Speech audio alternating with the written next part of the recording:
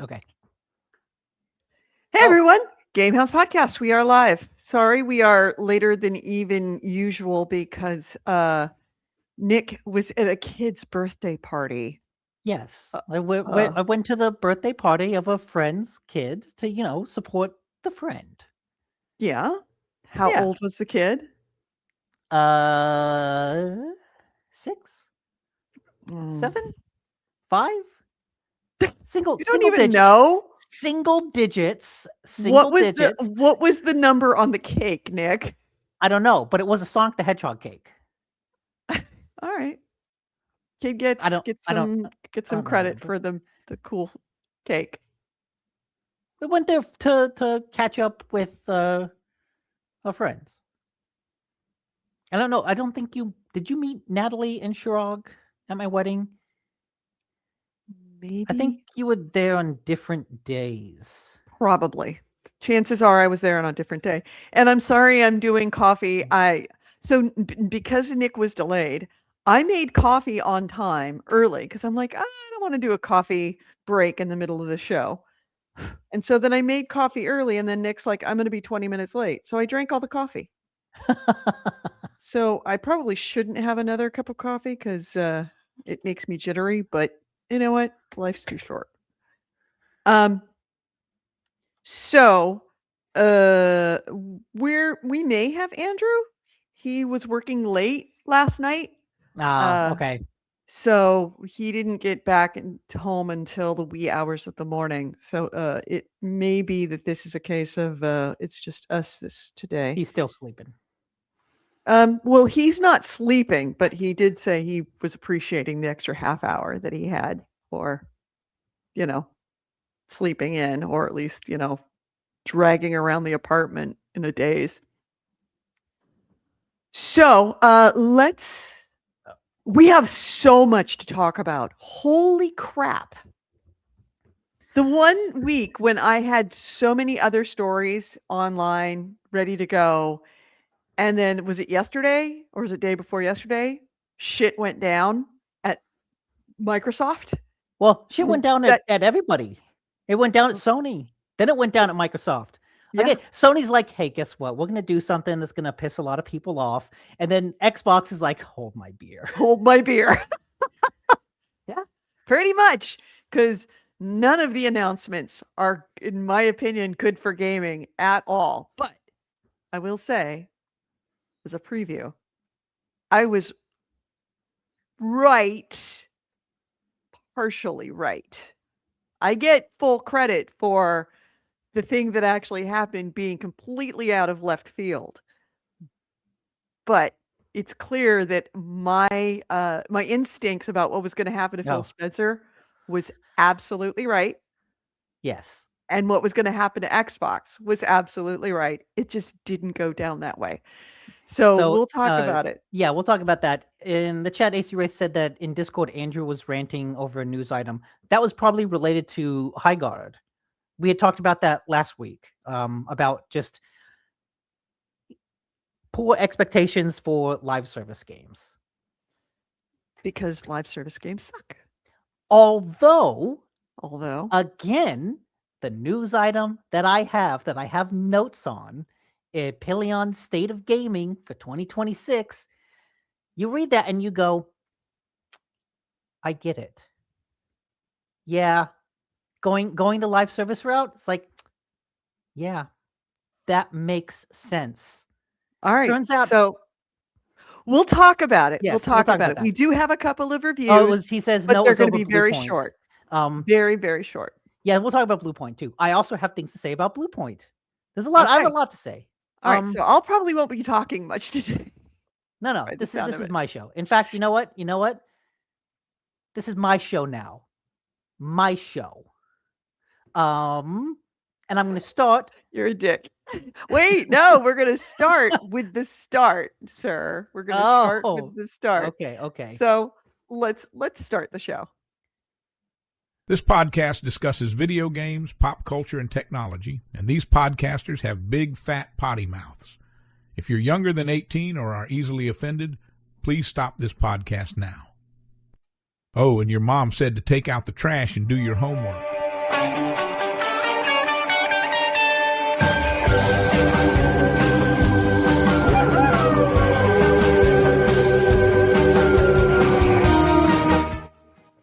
Hello and welcome to GameHounds. GameHounds episode 810. We are recording this on Sunday, February 22nd, 2026. I'm Edie Sellers. With me is Nick DiNicola for the moment. And all right, so let's get into because we have so little time, and I have to be I have a business call after the show, so we are on a timeline. Reviews, game reviews, very quickly. I played Mewgenics. That is the game that has been hitting all of the everything, everywhere. Everybody loves it. And I've got a little bit up, and there is Andrew. Andrew just arrived. Good morning, Andrew. Good morning.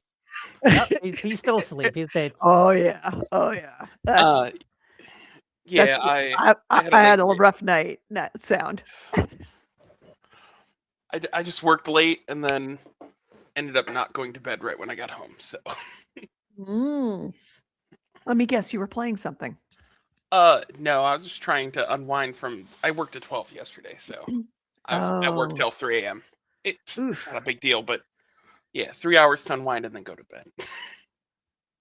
Well, we're going to talk about my quick foray into Mewgenics, the game that has hit like crazy. Yeah, you're a cat. I don't know, Cat breeder. cat breeder. A Cat cruel breeder. cat breeder. Cat fighter. I hear you're chucking cats down the garbage disposal. Yeah. I didn't ever get to chucking them down the garbage disposal. I was sending them to other people. Okay. It is so this is a turn-based fighting game, but what you do is you're fighting with cats. And the whole point is to fight your cats, and then at the end of a series of battles, it's like a little map, as typical, like Slay the Spire and everything else. You start with a little map, you go down the map, and you get finally hit the boss, you beat the boss. Like Right. okay. You go to the end, and then you go back to your house. And in your house, you put your cats inside the house, and then feed them. And then overnight, they could breed and make a kitten that has the same skills, or like a mashup of skills or abilities of the previous cats. They could fight and either wound or kill each other, or they could do nothing. So you never really quite know what's going to happen in the evening, and could spend a couple of days at the house. You can only send a cat once through one of the series of fights that you've got. So once they're done, they're retired. You can't send them out again. So the only thing you can do is breed them for the next round. Just keep them around like a horse to just keep fucking. Or to steal Yahtzee from a Second Wind's joke. You just hand them off to some creepy stranger who wants a bunch of cats and keeps needing more cats. You don't question what they want the cats for. It's weird they want 30 cats. Right. Yeah. Exactly. And that's what you do. And it's tongue in cheek. It's very funny. The gameplay is fun. I'm trying to put it on the stage here so that you can actually see what it looks like. This is the beginning. I will move forward so you can actually see the fighting. But you fight other animals, you fight other cats. You're given a limited amount of movement in order to move around the battle space. Some of them have ranged, and when you start the match, you choose whether there's going to be a tank, there's going to be a damage dealer, there's going to be a healer, and there's going to be a ranged.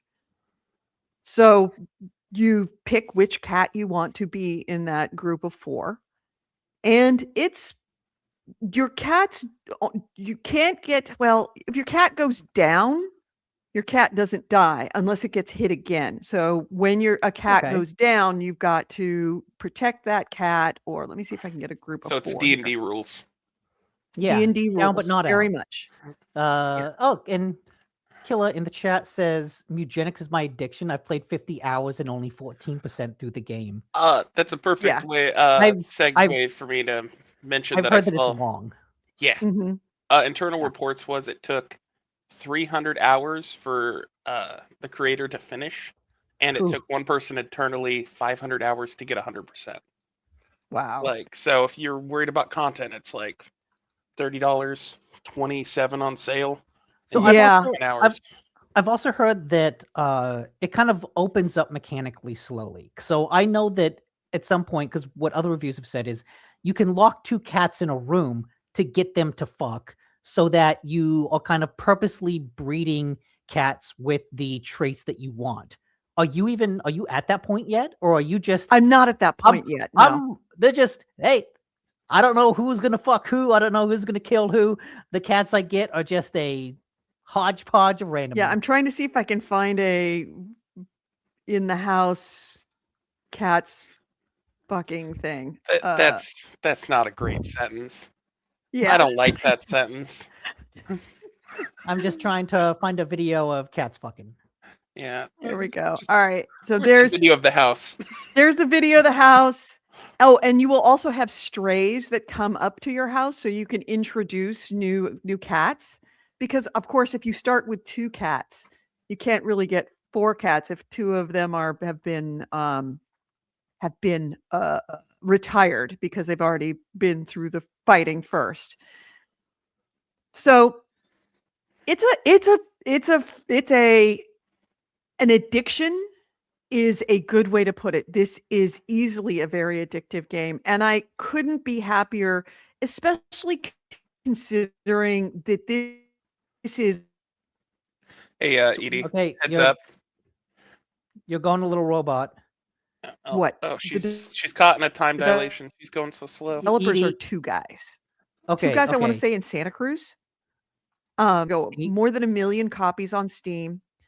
Alina got- Analytics wrote what are you? Wait, I'm Edie, not on that can you hear screen. us? Can you hear Did you us? have a cat fucking scene? No, Edie, are you awake? I can't. Oh Are you- no! Really? No, Edie, can you hear us? No, I can. Oh, she can hear us. Yes. You are on like a 10-second delay. Interesting. Okay. 5 seconds. 5-second delay. Getting better, I guess. Okay, That test. delay was perfect. Hey, give me a thumbs up. Oh, okay. Okay, Ooh, 3 seconds. Okay. she's catching back up. It's getting better. Yes, it is getting Uh, better. Mewgenics Okay. All was right. made Seems like by I'm caught the- up now. I wonder if it was just like trying to do the video and streaming at once that kind of killed things. Maybe. You're still lagging a bit, and it falls out occasionally. So your Okay. connection may be spotty. All right. Mewgenics was made by the people who made Binding of Isaac, the same guy. Right. But not for a studio. This is in a couple of, they're just 2 guys that worked on they did Binding of Isaacs, but it's not the same company that made Binding of Isaacs, correct? It's the same creator. Okay. Bottom line, great game. It's made so much money, and to see an independent developer like this do as well as this, it's like I said, sold more than 1 million copies as of a couple of days ago. Generated close to $25 million in gross revenue. It is the 2nd highest revenue of any 2026 release on Steam so far, only below Neo, which has made 70, which retails for $70, so twice the price. No, it's really good, and the fact that he spent 8 years working on this, and to see it be such a success is great to see. Yeah. Yeah. Hey, Yeah. Vice Ravana's in the chat. Hey. Hey, Vice, and yes, it's not the name of the chat. Oh, Big Trouble in Little Xbox. Oh, maybe that one. Yep. And 70% of the Mewgenics players own Binding of Isaac. Rebirth. That makes a lot of sense. Yes. So there's brand loyalty there. But the fact that it is case in point, it's not live service.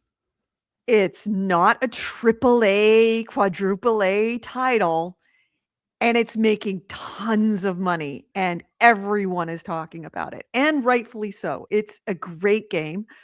The only thing that's kept me from playing more of it is that it's PC, so I haven't played it on the Steam Deck, so I don't know how it works on the Steam Deck yet.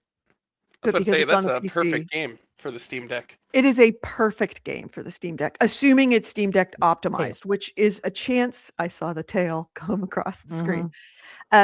Assuming that it is optimized for the Steam Deck, it's a perfect game for this. So that's Mewgenics. The other thing, and a very quick, because it's a very old game, but it is on mobile, and I played a ton of it because it is on mobile. Slay the Spire on mobile. I'd never played Slay the Spire before, but I played it. I did sign up for Apple Arcade. Oh, speaking of Slay the Spire, the Okay. early access for 2 is coming out next month.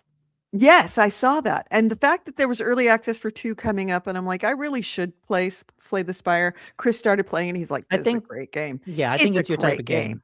Yeah. Oh, yeah, absolutely. Quick Googling on the Steam Deck subreddit for Mewgenics. It runs fine, but the controls are a little rough. They're serviceable, one person puts it, but they can feel a little off. Yeah. So keep that in mind. I could see that. So yeah, Slay the Spire on mobile is fantastic, works great.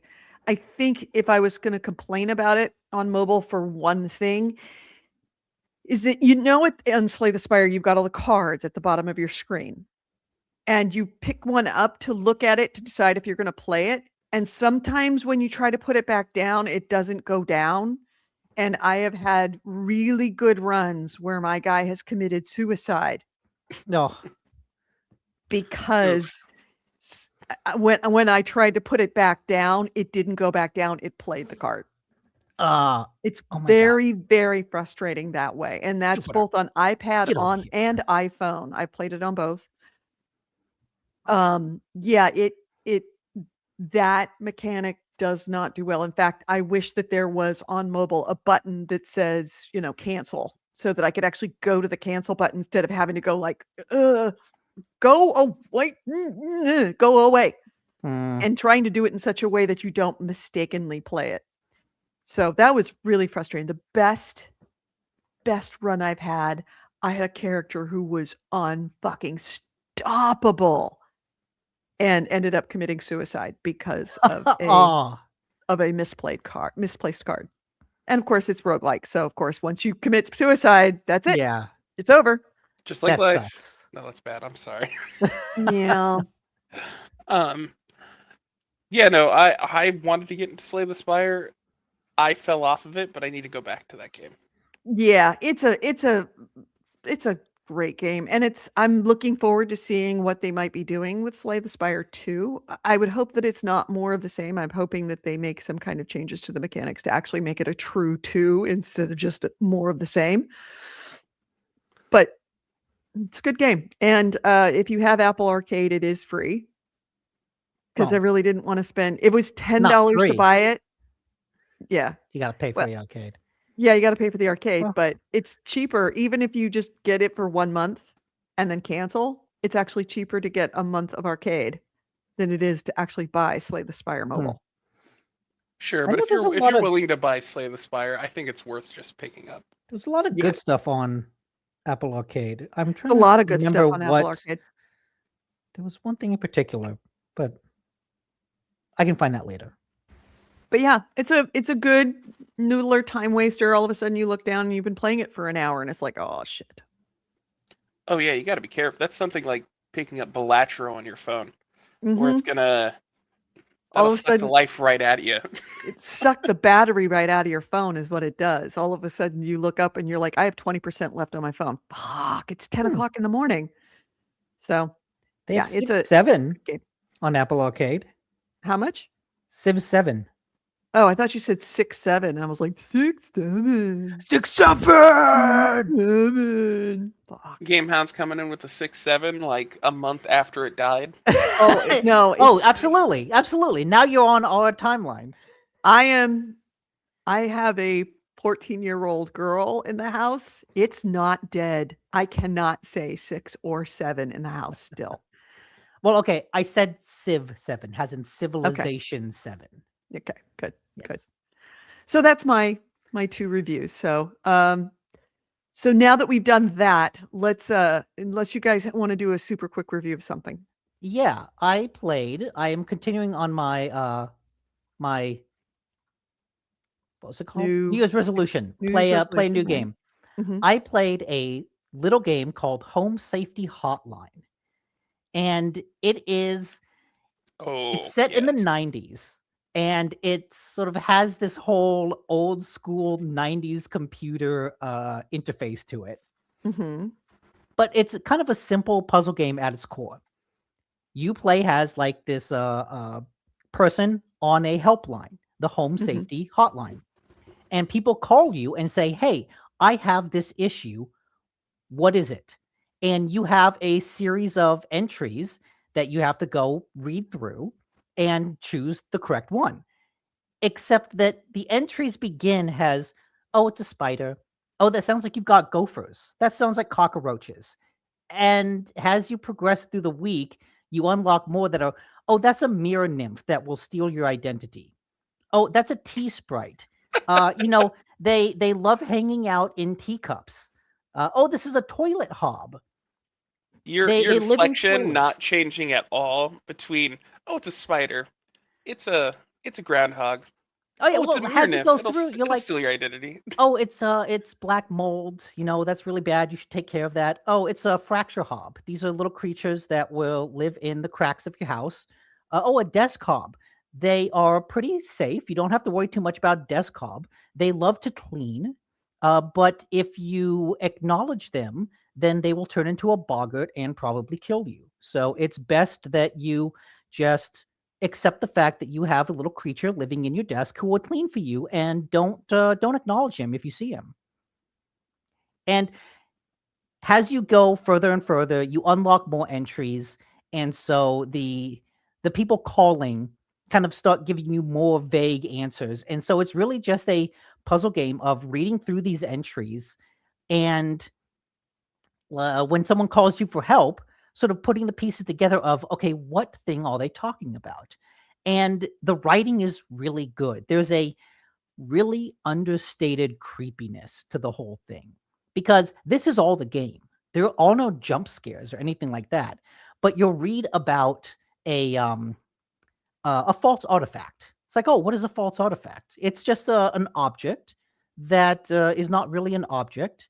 It attracts small pets and children, and if they touch it, they will get consumed by the artifact, and they will now live inside the artifact, where it will slowly digest them over a period of decades.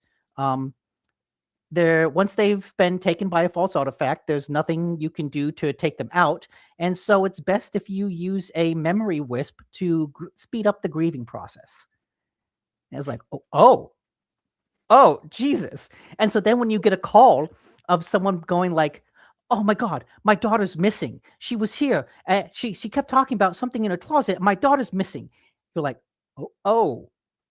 um, shit, lady. I don't know how to tell you, but yeah, your daughter's gone. Yeah, She's gone. like on the screen right now, the person who called like, "My wife. I can't. Her face, it's gone." What do you do with that? Yeah, and you're like, "Okay, I'm gonna put you on hold." And then I'm Yes. going to scroll through and see, "Oh, that's probably a memory wisp. You're affected by a memory wisp, and you're forgetting people. Don't worry, memory wisps can be reversed." But it's just that dry commentary on like really dark supernatural things is very subtly creepy. But just the loop of getting the call and then scrolling through the options and being like, "Well, what kind of hob is it?" They talk about like fractures in the floor. They talk about bad smells. It's like, oh, is that a cellar grotto or is that a stair slug? And so you kind of just, logical deduction. It's text-based phasmophobia, Yeah, that's a good Yeah. way to put it. and I So hear. yeah, Go ahead. it's not particularly long. I beat it in an afternoon. I played it on PlayStation with a controller, and the controls actually work really well, even though it's got like a mouse interface. Yeah, just a really fun, kind of spooky way to spend an afternoon. And I heard the writing's just kind of fantastic for the game too. Yes, yeah, it's very good. So is it? I'm assuming it's PC. It's also on PC. I played it on console. It's on console PC. You can play it practically anywhere. And I think Sounds it's like fun. relatively cheap, right? Oh yeah, yeah. I think I picked it up on PlayStation on sale for like $3. I Oh, think normally wow. it's 10, maybe 10 to 15. But yeah, cool little game. Andrew, do you have any game you want to talk about? I've just been trying to get through. I'm mostly still in the start of it, but Death Stranding. I started finally Mm. playing that because Death Stranding 2 is going to be coming to PC, and I kind of want to play that one also. It's always weird when I come in with a 4-year-old AAA game that everyone's played. So, Yeah. if you're going to pick up Death Stranding, it's really important to play the game almost the way it wants you to play. Like, invest in the world. Think Just about, like, plan your path, stuff like that. Because if you try to fight the game, I think that is a game where it's just going to do more harm than good. It is not a game about playing the way you want, I say with quotations, but actually like engaging with the systems that it gives you. Yeah, so much of it is a walking simulator. Like it's literally simulates the act of walking in a really impressive way. And I remember said this about 2, but it applies to 1 as well. It's just kind of a vibes game. Like you just sit back and you walk through this kind of overcast, beautiful world. And you just listen to some music on Sam's Walkman and just kind of chill out. And they do have solid music. Oh yeah, absolutely. No, I mean, there's not much to say that hasn't been said about this game. I'm enjoying it so far, like I said, because I am engaging where it wants you to engage. Instead of like trying to Skyrim up a mountain, you pick your paths, you go like along those paths. It's really hard for me to leave a lot of there's a lot of packages along the way that you just kind of sometimes have to leave, and that kills me, man. That kills me so much because the places that you can pick them up and drop them off anywhere, but you get like half points. If you deliver them to where they're supposed to go, you get full points. In this case, likes, because you get Yeah. oxytocin when you get likes. And there'll be times I'm moving forward in the game and it's like, oh, here's like 3 packages that want me to return to the city behind me that I just left and go drop it off. And it's like, no, stop it. Yeah, no, put that package down. Put the package down. Have you unlocked the trucks yet? I have a bike. That's as far as Okay. I've gotten. Oh man, if you keep playing, the moment you get the zip lines, Oh. the The zip names. lines, you create the best memory I have of that game is like spending hours climbing through the snow and just like fighting the ghost through the Yes. snow and then setting up one zip line on this mountain peak, one zip line on the other mountain peak, and just fuck all you in the middle and just and just being Yeah. able to go all that walking. It's like you fight your way and you fight for every step of progress, but then you build the infrastructure behind you that makes going back really easy. And Killa says in chat, I couldn't get through an Lambo. hour of Death Stranding. Yeah. Yeah, I was so bored. Valid. Valid. It will bounce off of people. But I think it's a game that if you try to play it wrong, you will bounce off of it. Like that's So it is a game that can be played wrong. Andrew's saying it's your fault, Lambo. I think an hour into it is short enough that you're still in like the first cutscene arc, and in which case,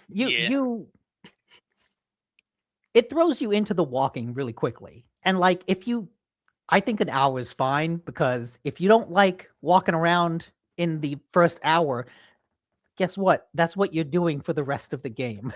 The only thing I can say is Kojima's naming for people kills me in this game. I can't. Like, Oh, there's a you don't you windmill don't and like there's a guy.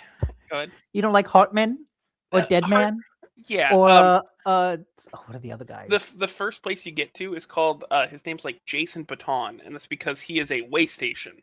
He runs a way station, so you pass the baton to him. Mhm. Or like Jake Wind, and he runs a windmill. Like, I can't. It's so literal. Yes. Okay, I have to step away though. That's all. Like Death Stranding, if you haven't played it, it's been out for 4 years. 2's out on PlayStation. It's coming out on PC in March. Gorgeous game. Easily the best looking game I've probably ever seen. And if you're into that, just know that it is fantastic. All right, I'll be back though. Okay. So, that being said, now that we've done all that, can we go to news? Because we have news to talk We about. do. All right, let's hit the news. This is the GameHounds news, the news, views, and commentary of the week in gaming with Gamer Edie, Andrew Smith, and Nick DiNicola. And our first item is the big news. Yeah, okay, let's do the big news. Yeah. Let's do the big news, and then I will explain why all the big news happened. Yeah. So Xbox is gone. It's dead. Yeah, it's officially dead.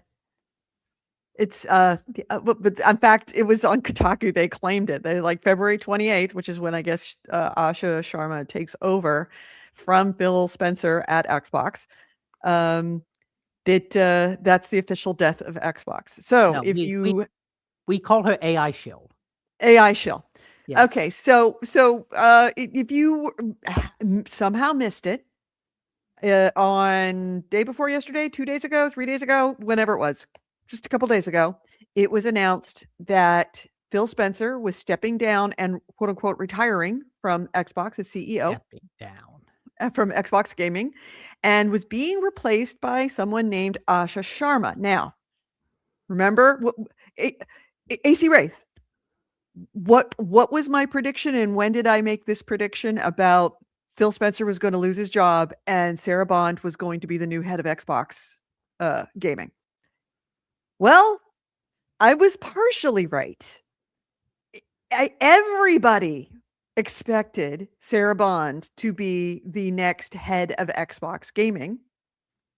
It's suspected so was Sarah Bond because AI shill, actually it's just called Asha Sharma, who AI was in the AI division, worked for Meta in their AI division, was at Xbox in their AI division, has now been named the CEO of Xbox, with the Matt Booty as head of gaming content.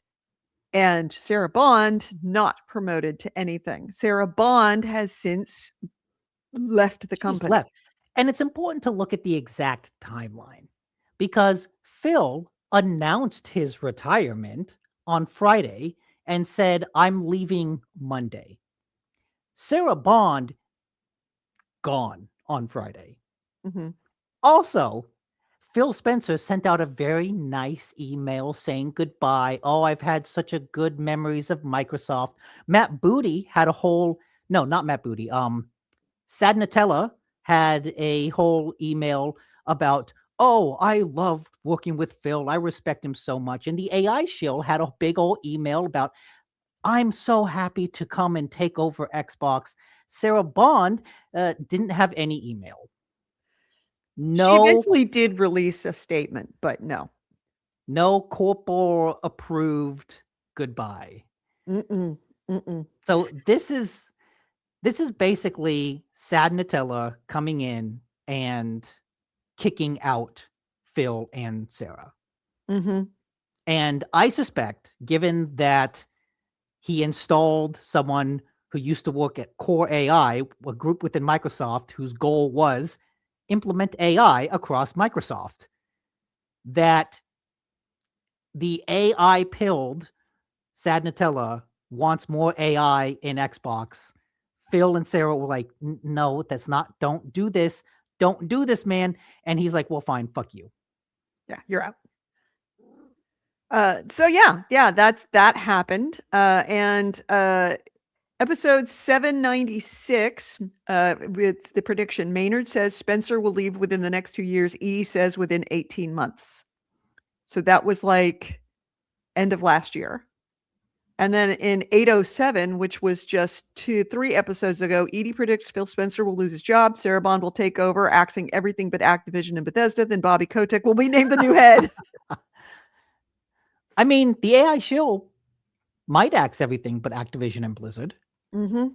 Yeah. Now, in her email or in her statement when the announcement was made, Asha Sharma did say that she was going to, that they still believe in games being made by human beings with compelling worlds and memorable characters and all of the buzzwords that they have been using for the last 20 years about what makes Xbox gaming so special. No, not really. But bottom line is they have put in at the head of as Xbox CEO somebody who knows nothing about games. Yeah, I wanna thank you, Vise, for saying. I remember how you guys talked about Game Pass ages ago, and Nick back then, long before anything bad happened, talked about the risks and what might happen when Phil is out. Yep, and and it's Tip my happening. imaginary hat. Yeah. Yeah, and where is it? Andy asked, was the Microsoft stock dip related to Xbox? Did it happen yesterday? I think that happened after they put out their earnings report. That said, hey, all this money on AI is not paying off. Down, and Sad Nutella responded by firing the people in charge of Xbox so he could shove AI in it. Right. All he knows how to do. And when I say that somebody Asha Sharma is not somebody who knows gaming at all, once that announcement was made, the internet sleuths went on overdrive, rightfully so. And it was found out, first off, they looked at her Xbox activity. So her Xbox activity, she didn't have an Xbox tag until a month ago. And since then, she's had a lot of very suspicious activity. Let me get to where my notes are about that. Where is it? So her profile has uncovered, looking at what she's done in the last month, very suspicious. She hit in 1 month 100% in Firewatch and Bollocks Pit. Okay, Firewatch is easy. You just play the game. Right. And Bollocks Pit, she hit 100%. Bollocks Pit is also relatively short. Right, but in the last month, according to, well, actually, it was in the last week, she played 43 hours in a single week of Bollocks Pit. She also unlocked rare achievements in Minecraft. And this is making people suspect that her Xbox account is being artificially boosted to add to her gaming cred. Which makes people very skeptical. Right. But it makes you it's a foolish thing to do. Clearly her stuff is being boosted. No, that is a stupid thing to do because we would know that, and that even makes her even less credible. Okay, she's just that hardcore of a gamer. I just got back, but I just want to say 43 hours in 1 week with Bollocks Pit is completely valid. Right? That game is fucking awesome. And right. Yeah, you can sink hours into that game. In a week, the week after she was named head of Xbox Gaming. No, I'm with you, but I just want to say, like, in her 1 month, in her 1 month of her profile being a thing, she has now a gamer score of more than 10,000 across games like Halo, Forza, Fallout, and most recently Borderlands. Oh, don't get me wrong. I don't think you're wrong. I'm just saying, like, if I became the CEO of Xbox and someone's like, "All right, you need to play Ball X bit," 40 hours of my life is gone that week. Like, that's okay. Yeah. Everything else is a little sus. And Yeah. her account was started on January 15th. So, yeah, She's just a natural talent, Edie. Like, Yeah. she was No, made for gaming. I think her statement where she walks through like the three things that we plan to do, it's all of it sounds good, but it's an example of someone saying all the right things, but her role, the way all of this happened, none of it makes any of that seem honest. And so Mhm. all of these saying the right things actually comes off as even more dishonest because the way in which all of this happened, like, oh, you're just lying to us. Like Right. it you feels slimy. you clearly all of the nice, friendly goodbye and hello emails are not friendly goodbye, hello emails. And so the fact that they exist at all feels like starting off with a lie. Mhm. It undermines her credibility all the across the board. And all one needs to do is look at her profile to understand that she has no credibility at all. Not just in gaming, but just to the public. You cannot trust anything she says, which is exactly what we know about Uh, AI shills. Yes. She My- is living up to exactly what our greatest fears about AI coming into gaming. You don't understand. She's either playing on like 6 monitors at once, all logged into the same account, or they've developed a super sophisticated gamer AI that's been playing the games for her. I would imagine it's probably the latter. It I would not think it's surprise me if neither. that's No, it's actually just probably not. it's just some low-paid Indian guy who's playing it 24/7. Yeah. That's all Yeah. it is. Or a team of It, low-paid Indian guys playing it 24/7. it gives Mhm. me the same vibes as someone who wants to scam you. Someone Mhm. who like that they're trying to like manipulate you. Like, don't do that, CEOs. Yeah. Just don't. The So, only okay. other thing that I don't wanna say that it even undermines her credibility even more, but, one of her tweets since she came out is that, she was in a little bit of a tweet conversation with, Major Nelson, him offering, good advice to her about how to be a how to connect with, um, uh with how to connect with the community. She originally wrote, "Today I begin my role as CEO at Xbox. Here are my 3 commitments. 1, great games. 2, return of at Xbox. 3, future of play." And Major Nelson had kind of said, yeah, you need to really and also is connect with the community of gamers. You have to connect with the community of gamers. This is important. And she texted back, should I bring the blade dashboard back? It's like, what? Are you just kind of throwing that out there as kind of like proof? It's like, hey, I know what all you kids were talking about. You were loved blades, right? That was a big thing. You were That's like the it, Xbox 360 dashboard, right? right. No, That was yeah, yes. what I will say I did love that one. Sure, everybody did. That's a thing. We all complain about how we miss the blades. Because But Windows that means 8 that she's dashboard just sucks. gone back Yeah. and looked at like tweets in the past of what people were complaining about and just threw out a buzzword to like say, hey, I get you guys. You want blades, right? It's, shooty fingers. It's Yeah, it's all kinds of slimy. Yeah. It's like yeah, what's it's what's not going kind to of be good. interesting about this moment is that like we all knew Phil Spencer was planning to retire.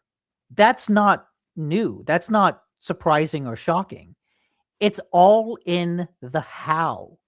It's the fact that because when Jim Ryan left Sony, left PlayStation, it was announced like a year in advance.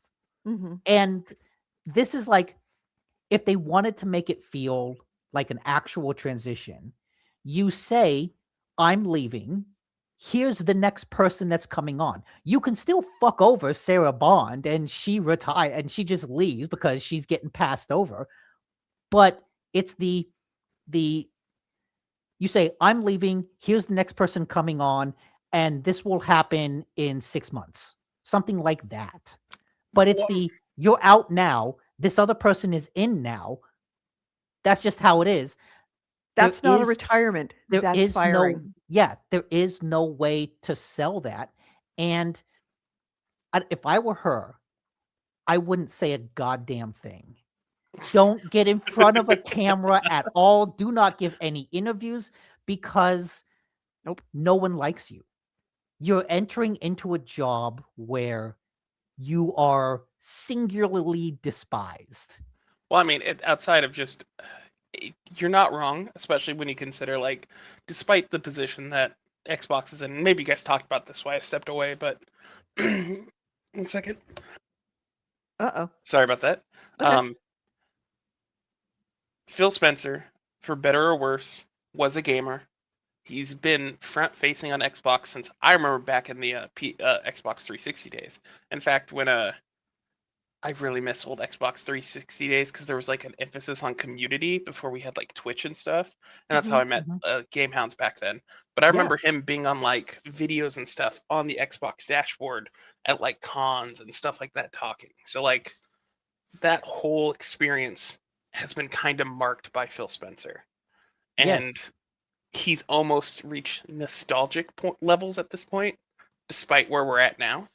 So firing him, they know, is a PR disaster. It's funny. Oh, go ahead.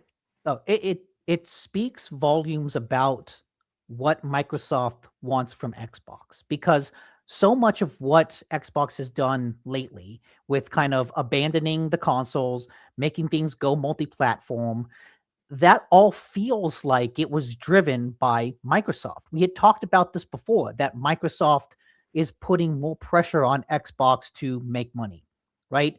That Sad Nutella has said, oh, exclusive games, that we don't like that. That's bad. I think that's a terrible idea. So all of these things that Xbox has done that are controversial, that have angered its fans, that was all driven by Microsoft. And yet they fired Phil and Sarah. So what are they looking for? And the only thing I can think of is last financial quarter, Xbox lost more money, which means so I keep interrupting you, but Sad Nutella just wants money, and that means slashing and burning, because they incorporated what he wanted in terms of like changing the brand and emphasizing different things, like getting rid of the consoles or de-emphasizing the consoles, going multi-platform. Still didn't make the money. Therefore, he brought in one of his lackeys to just slash and burn. So first of all, I was trying to interrupt you, so don't apologize for that. I also wonder if, so we do see that public facing, like the financials and stuff not doing well, public sentiment being down. But I also wonder if internally Phil Spencer was not like going with what they wanted on some things that we don't know about, in particular AI. Because when I think about Xbox, how much of Xbox's branding has been about AI? I'm actually trying to remember, maybe you guys know more than me. I can't think of anything because it's just been going to software. It isn't like Xbox powered by AI. I wonder if someone internally, maybe Phil Spencer, was against this idea. Like he knew that was terrible and gamers wouldn't like this. So on top of everything else, they're pushing him out and putting somebody who likes AI to be like, ooh, your next Xbox console is going to be powered by AI and it's going to be the AI gaming station. Okay, AC Wraith, get your prediction notepad out. I predict within the next so I want to go as far as 12 months. I want to say before the end of 2026, Copilot will be on the Xbox. So I was thinking that same thing, And I disagree. I also thought, oh, a year. And then I thought, no. I'm not gonna take the coward's way out and say a year. I'm saying by June. I'm You're just gonna going to say say by June. I'm going to say by by December. by Summer Games Fest. Okay, so I think odds are good that you could be right, but I want to disagree because Microsoft has been signaling that they are backing off of Copilot because they realize everyone hates it. Hates it. I don't think Everyone I've hates ever it. used it for anything, and every time it comes up, I'm like, fuck no. Yeah, no. It won't be called It is- Copilot. They're gonna go back to calling it Cortana. Yeah, they might actually, but yes. They're going to go From back to what I calling it saw- Clippy. It's going to be Clippy. I would actually like Clippy. I like. I Clippy. think that the Clippy has entered the level of retro that I would accept Clippy before I would accept Copilot or Cortana. But yeah, they've been signaling that no one wants those stupid AI features, and maybe they should evaluate that. So maybe we'll get Copilot. Maybe they'll try to shove it in. But like, there's also, I think, significant odds, maybe not as good as them doing it, that they won't. But like, who was responsible for implementing Copilot across Microsoft? Sad Oh, Nutella. it was the core AI team. True. Yes, it was Asha Sharma. Yeah. Yes. I can't say sad Nutella. It's so messed up. He doesn't deserve like me saying his real name. Should we make a GameHounds t-shirt? I mean, it's been years since we've had a GameHounds t-shirt, but do you think that any of you in the chat room would be interested in owning a sad, like a little like sad Nutella cartoon? We could get Chaos's friend to make a little, sad Nutella. Oh yeah, a little Nutella bottle with a sad face on it. That's dicey. I think that could be taken the wrong way. It's best we not do that. But yeah, no, I'm genuinely curious if internally Phil Spencer, despite like his capitulation with what's been happening, was internally resistant to AI in Xbox. I mean, it has to be, right? Because he's kind of done everything else Sad has asked of him. And so like there had to be some wall. And what was that wall? AI feels like the natural. I don't know of any Xbox AI branding. Like, no, I really don't think there is. And the way they were aggressively marketing it for Windows, there's no way there weren't internal talks to market it with Xbox. Here's the thing. I think when I talked about the AI shill coming in to slash and burn, what is it? Oh, I'd buy a Mount Rushmore GameHounds shirt with Golly, nice. Nick, Idiot Andrew. Okay, I'm down with that. Anyways, yeah, and Clippy was somewhat big thanks to Rossman. It would be the most corporate, cynical thing to bring Clippy back with AI. Oh, yeah. Anyway, I'd said that they're bringing in the shill to slash and burn. Yeah. And I think that Microsoft has already said like, 70% of our code is written with AI. We've already fired so many developers because of AI. We need to make Xbox profitable. That means getting rid of a lot of people because AI can do their job. And I want to point to one of the things she says in her statement. She says, as monetization and AI evolve and influence this future, we will not chase short-term efficiency or flood our ecosystem with soulless AI slop. Games are and always will be art, crafted by humans and created with the most innovative technology provided by us. That last part feels real telling, that we don't want AI slop because we're not going to have AI make games, but we are going to make games with AI because it's what is the innovative technology provided by us. Like, she's telling you what she's going to do. It's just that they don't think it's AI slop. As I say, like, not soulless AI slop. We're going to put our soul into it. Exactly. Human crafted AI slop. So just to get the quote right, it is 30% is generally like the amount of code written with AI. Although with the way Windows has been lately, yeah, it's semantics, but it's important to be correct about AI sloppage like stuff. that being said, yeah, I could see them like. Didn't the CEO of Microsoft say it's really bad that people keep calling AI slop? Like, Yes, isn't that the same company who said, "Please stop doing that. It's really hurting AI." he specifically whined about people calling it AI slop. And so I think that statement was very specifically designed and written to like, oh, she used AI slop when her boss said not to. Oh, she's She's a against it. rebel. Yeah, she's a rebel. Oh, she'll stand up to him. Like, oh, we can trust her. It's like, no, No. that's all part of a very carefully crafted statement. I think it's I forget the word, but it's like it's the most controlled corporate form of rebellion you could possibly do. It's like, oh, did your rebellious statement go through the proper channels and get authorized? Yes, it did. Okay, good. Yeah. Um. AC Ray Corporate says, approved our AI rebellion. is art. Yeah. The sixth finger is a statement. No. You talked about how you think Sarah Bond got pushed out or like got passed over, No. right? Oh, no, yes. she got passed over, and I think she left, and she's angry. She's Yeah. pissed. Yeah, you And- said that she had a statement. She did, and it was very corporate-y. It was nothing special. She didn't make a statement. She sent out maybe she was a statement. I'm not quite sure, but anyway, it did come out a couple of days after the announcement was made. It was a lot of saying A nothing. lot of saying nothing. Okay, I wish Xbox the best in the future, and that kind of stuff. So Phil Spencer, like I want to go back over to that really quick. You mentioned Jim. What was his last name for PlayStation? Jim Ryan. Jim Ryan. I don't remember the statement very well, but I remember him being on stage talking about how like this was his last year, right?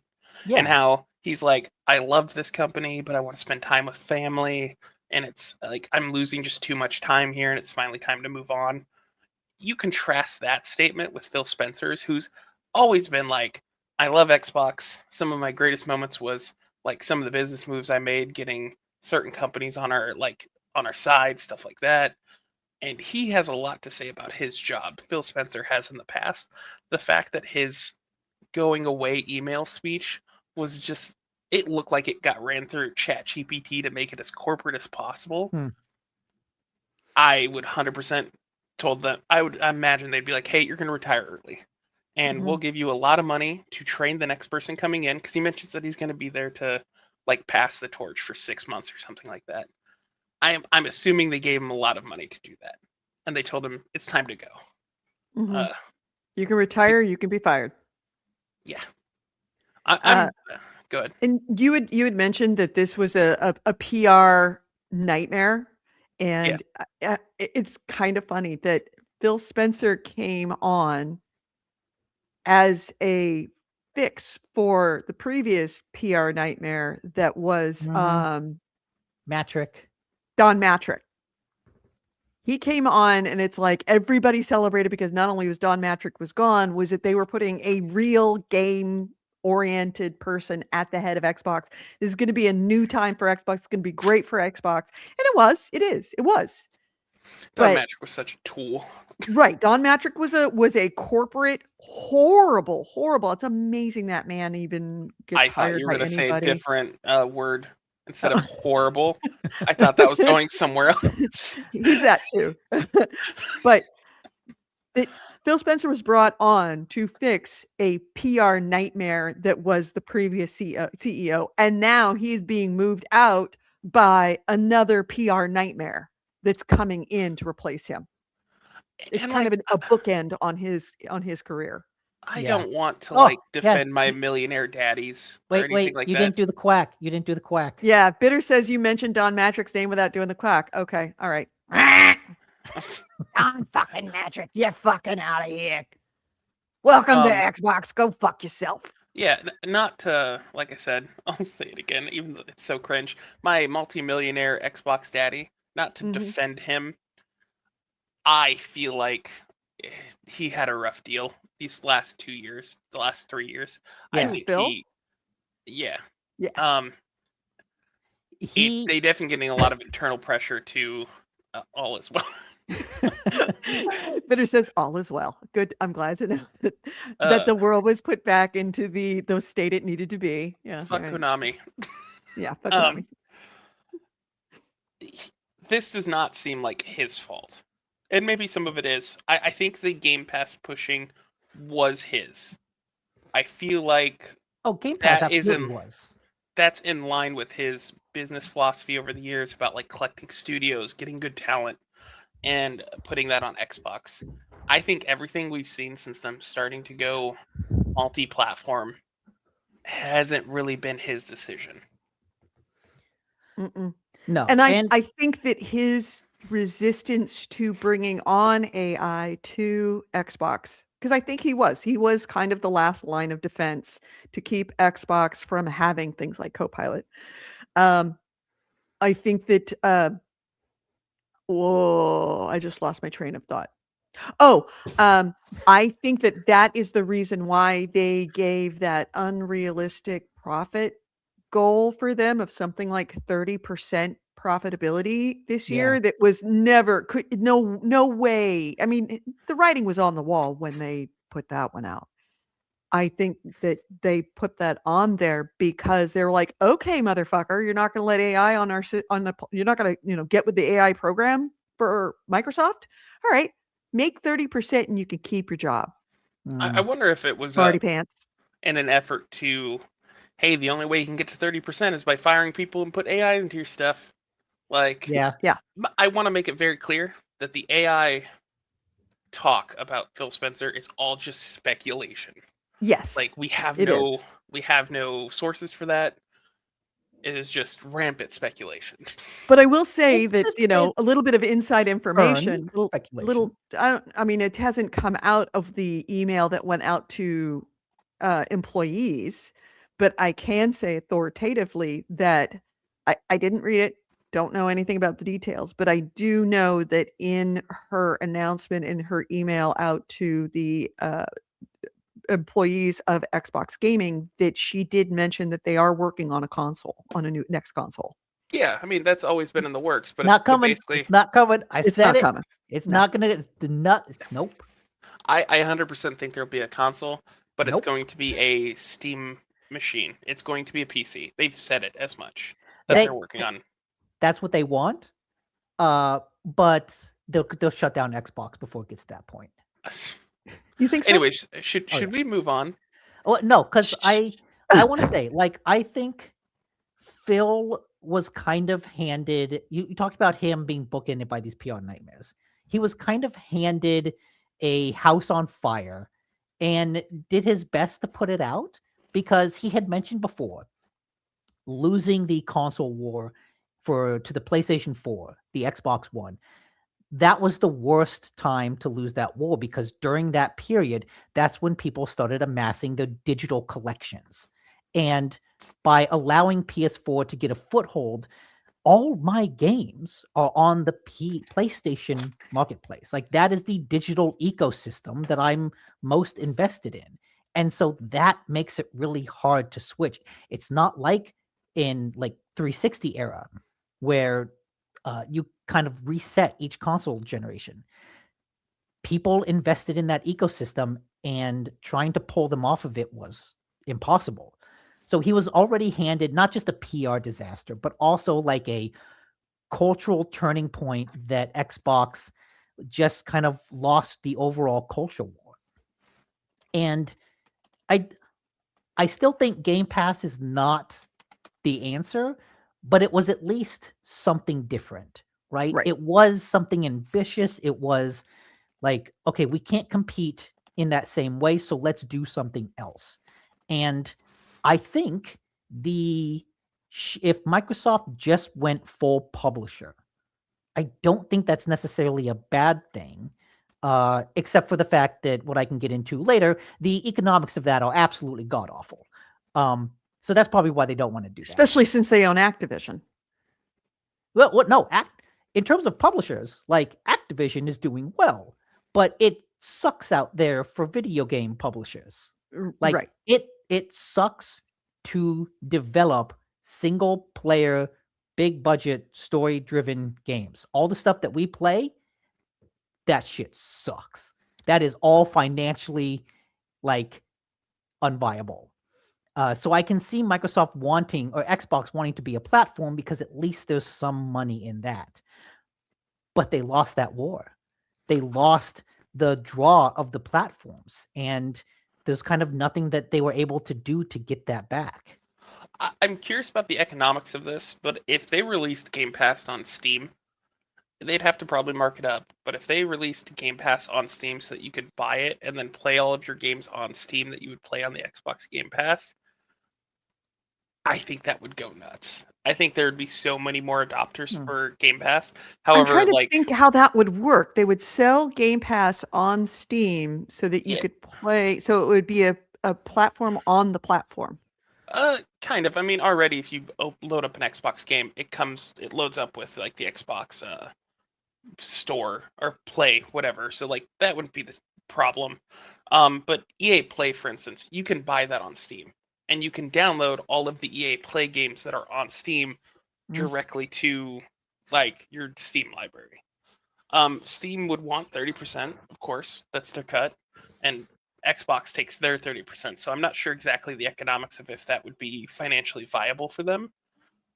But I feel like on PC, you get a lot of pushback from people who don't want to Steam as their platform, right? Mhm. Yes. So like that's where they play their games. They want their Steam achievements.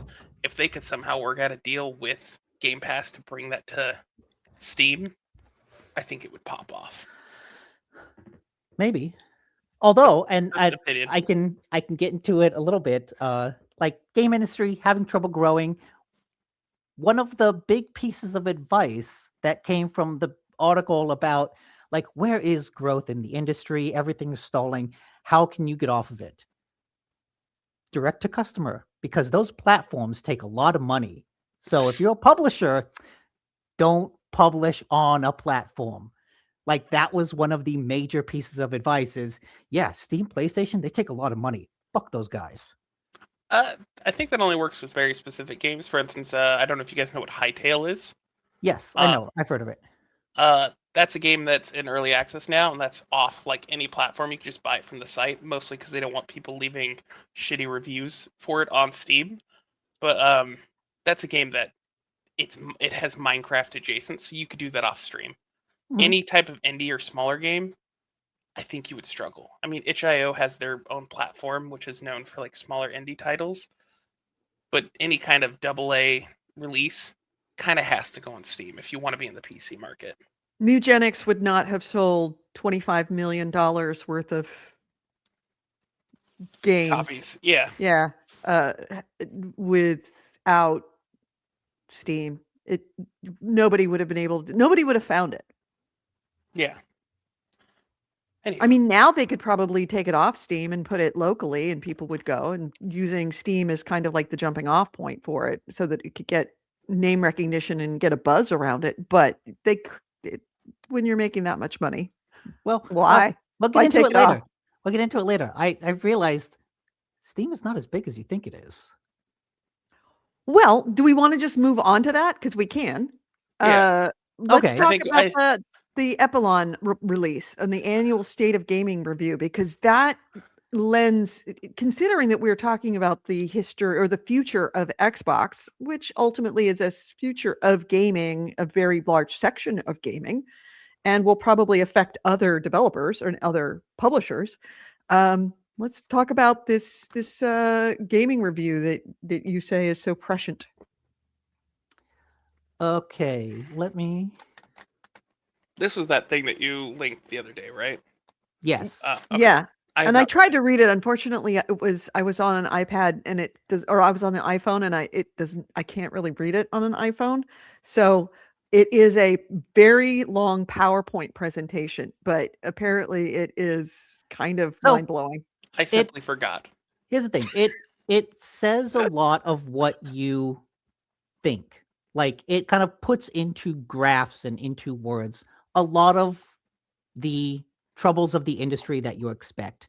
But it's also like to see it so starkly is the realization that what we consider the game industry, what we play, what we talk about is like a slowly fading becoming more and more niche. I think of it as Oscar movies.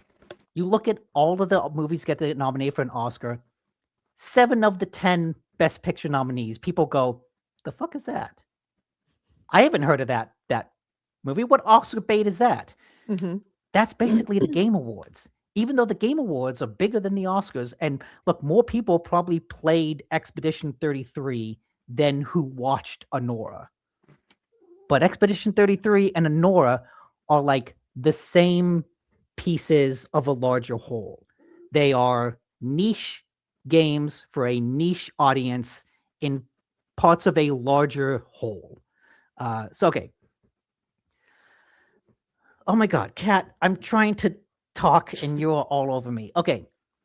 So this is basically all of the funding. And it basically shows that it's not just like, oh, all these people are getting closed, all these studios laying off. It's that all of the funding is drying up. That those are the COVID years. Look at that chart. But yeah, yes, that's important. But I also want to say a lot of the downturns that it talks about, he compares it to 2019. And if you look, the funding between 2019 and 2025 is not all that different.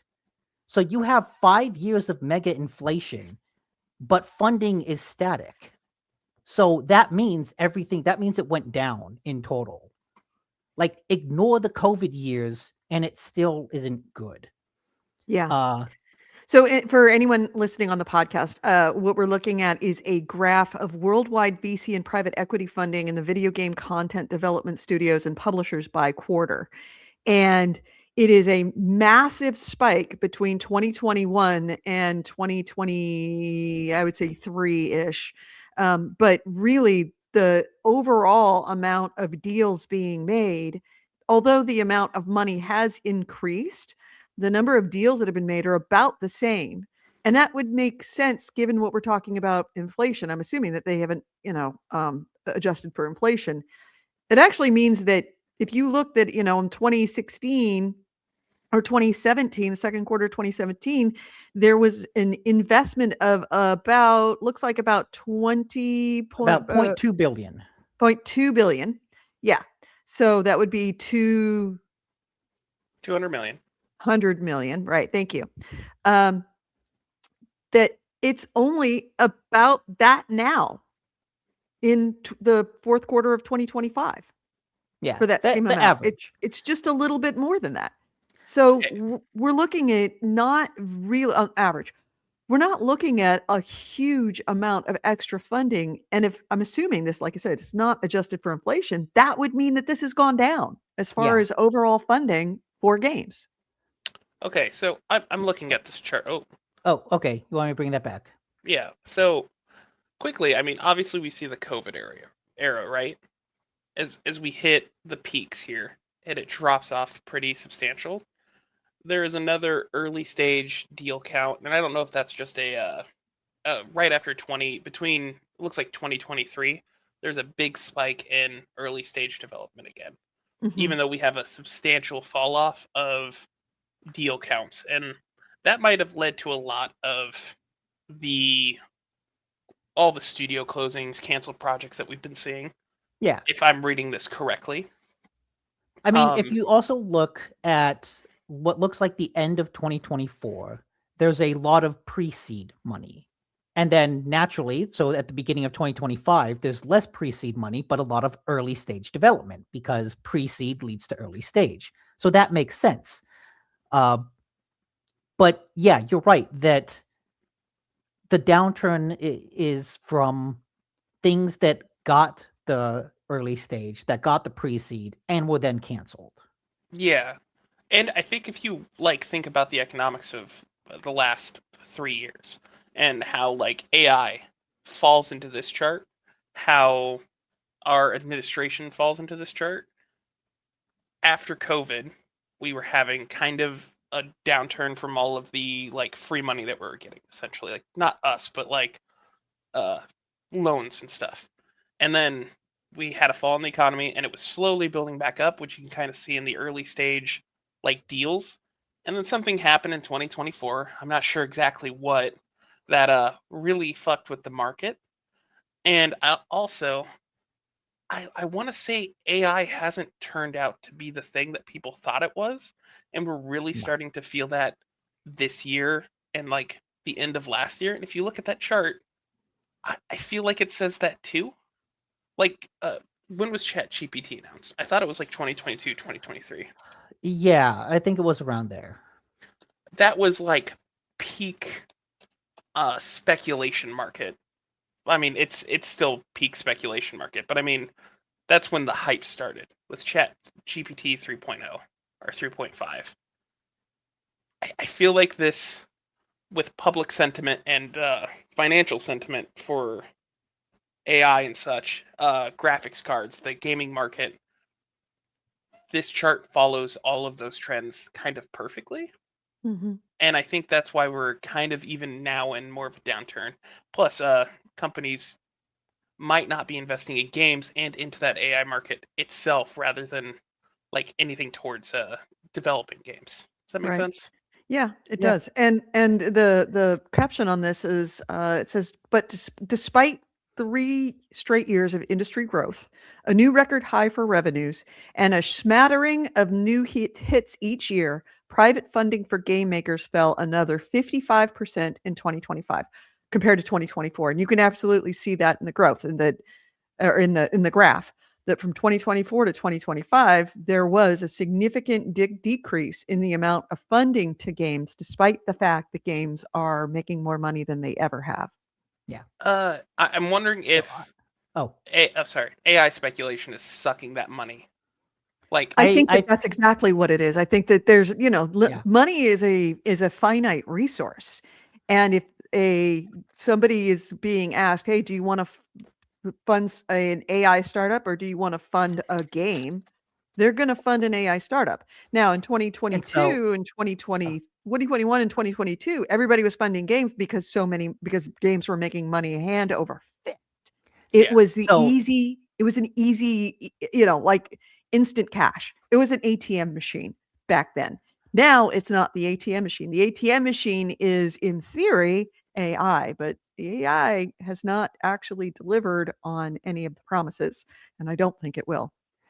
and so that brings me to this other one that I thought was interesting, that he says a lot of new content investment goes to external development partners that can offer lower talent costs, shorter commitments, and more flexible contracts. That's that's basically, we don't have Naughty Dog, but a developer with 200 people who make a game over a number of years.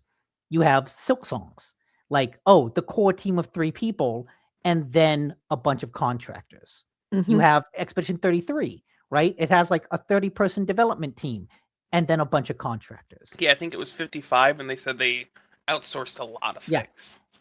And that's basically saying the game industry is turning into the VFX industry, which I had said before is a dangerous road to go down, because the VFX industry is defined by these VFX houses constantly trying to bid and undercut each other with shorter timelines, shorter, cheaper contracts. They need to undercut each other to get picked up by Marvel.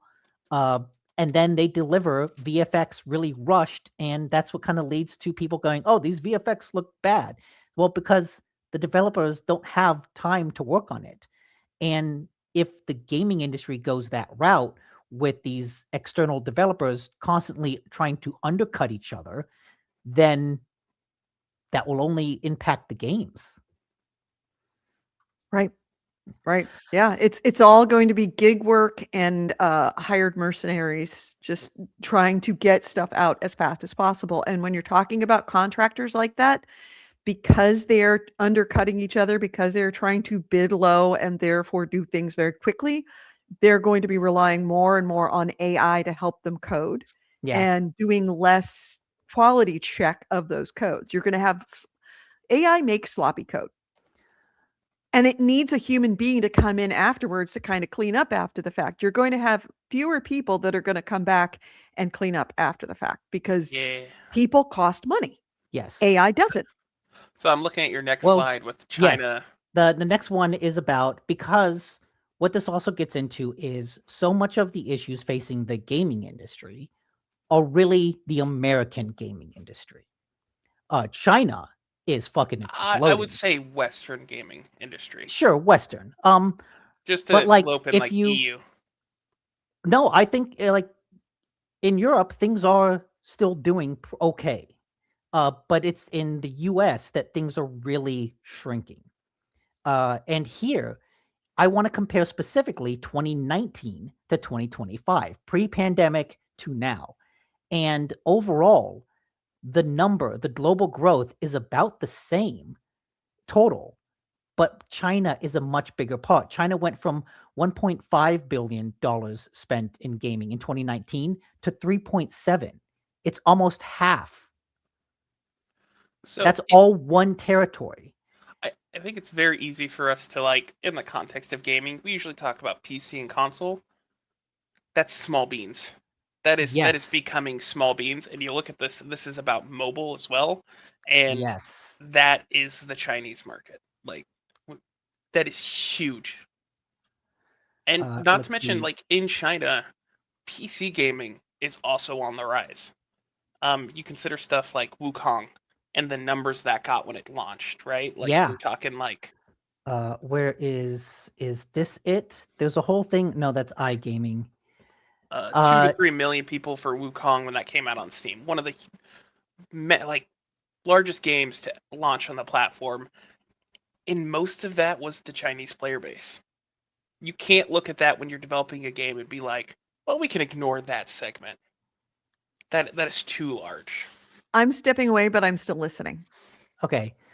Yeah, he specifically mentions, oh fuck, I can't find it. Like For the audio listeners, I'm like browsing through a giant 164 page slideshow. But yeah, he specifically mentions that one of the ways to increase revenue is target low end devices. Like yeah. that is one of the things you have to do, because that's where most people are.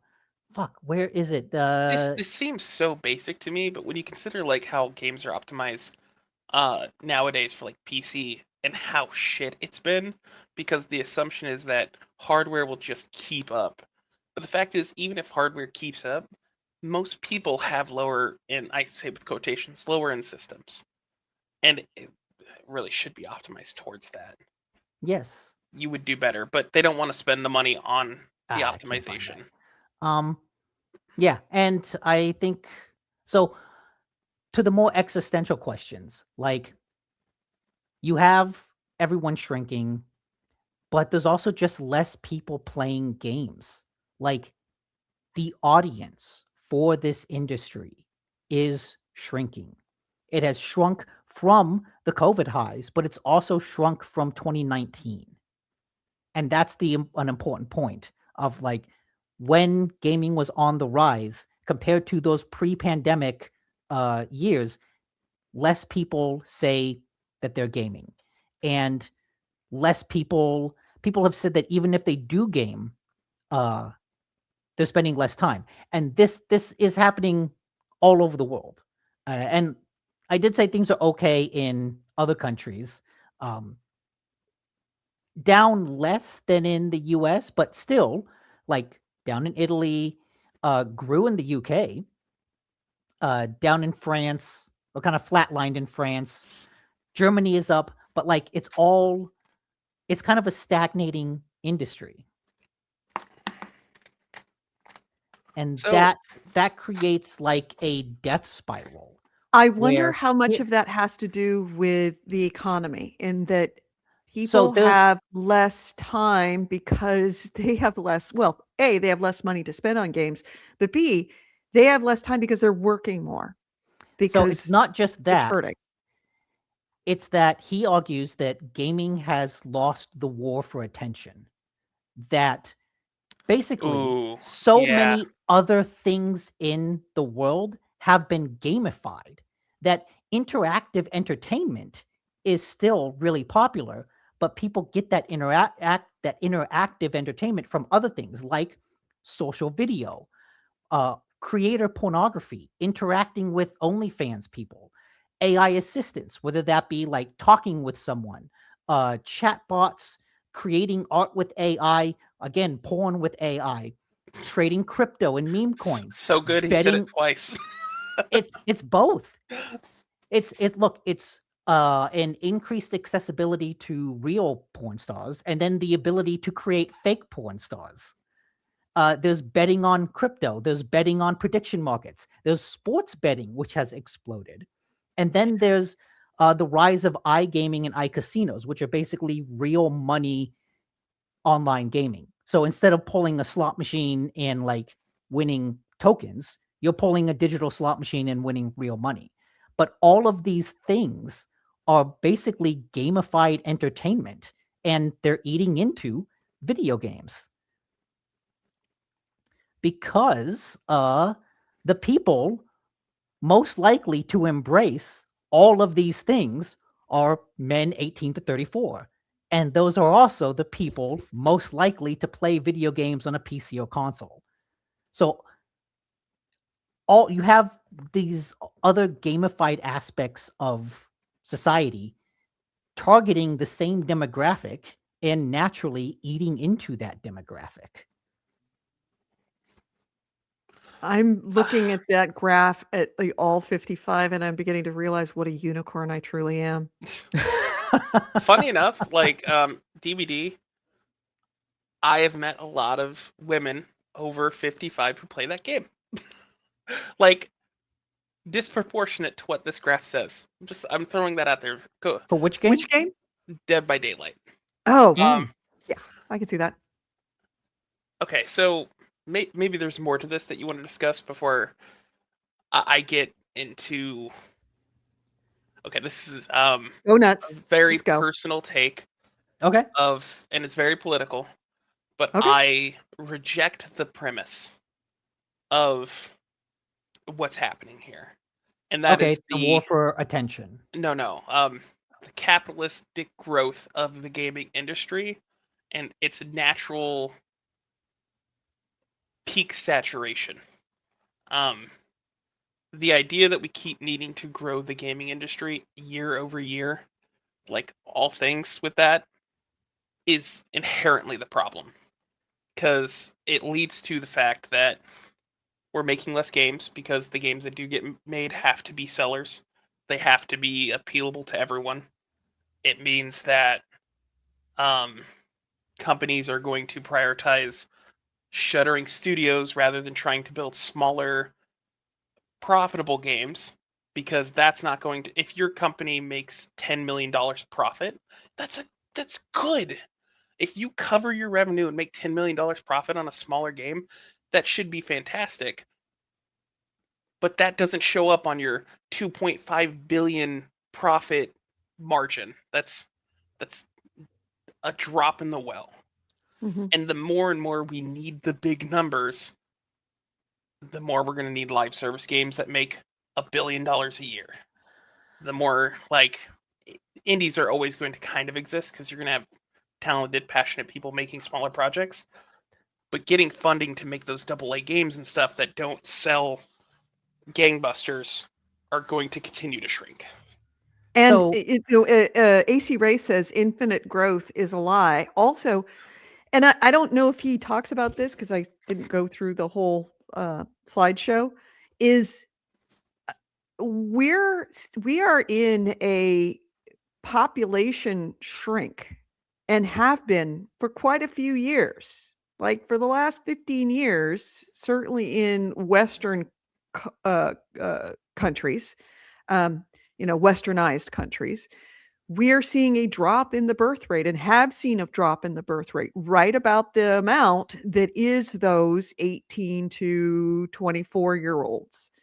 So the concept of infinite growth is going to inevitably catch up with the fact that there are going to be fewer people to replace those that are dying. Now, the ones that are dying are probably at this point, you see that 55 plus, those are people that are a relatively small amount of the gaming public. That being said, you're not going to see that infinite growth because there aren't enough people to replace those that are leaving the market.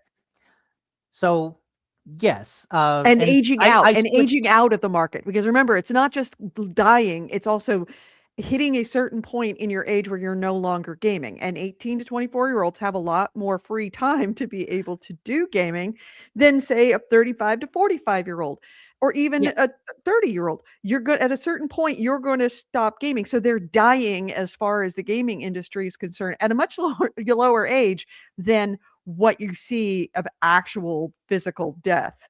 So it's the impact of a shrinking population of young people in over is overemphasized within that market because that window for prime gaming is very short, and that is because of life. That doesn't change. so regarding the infinite growth, he mentions that it's not necessarily about infinite growth is impossible. It's that players are going away, that player base is shrinking. And a lot of the stuff that we see happening is a result of that. That if you don't have more players, then all new investment has to be paid for by existing players. That means that individual games can only grow by stealing other games' players. That makes it harder for new games to break through.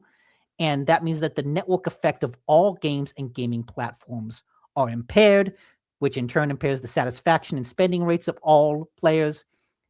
And he mentions what you were saying, getting at Edie. If some players have stopped playing altogether, then that also means that people are probably playing less too. And all of that creates a death spiral. It's Uh, not just about infinite growth, it's that when your player base is shrinking, when your market is shrinking, that creates a death spiral that you have to keep kind of milking the people that you have because that's the only way to survive. so I guess throwing two more ideas into this. We know that like outside of indies, uh, big budget games have been being made less and less, right? Like consider how many studios have been shuttered in the last 5 years, or I guess probably three is more accurate. There was kind of a peak, like in the chart itself Oh, during yeah, COVID. here, I can also. Um, I think we also do a disservice by not having variety. And attached to this,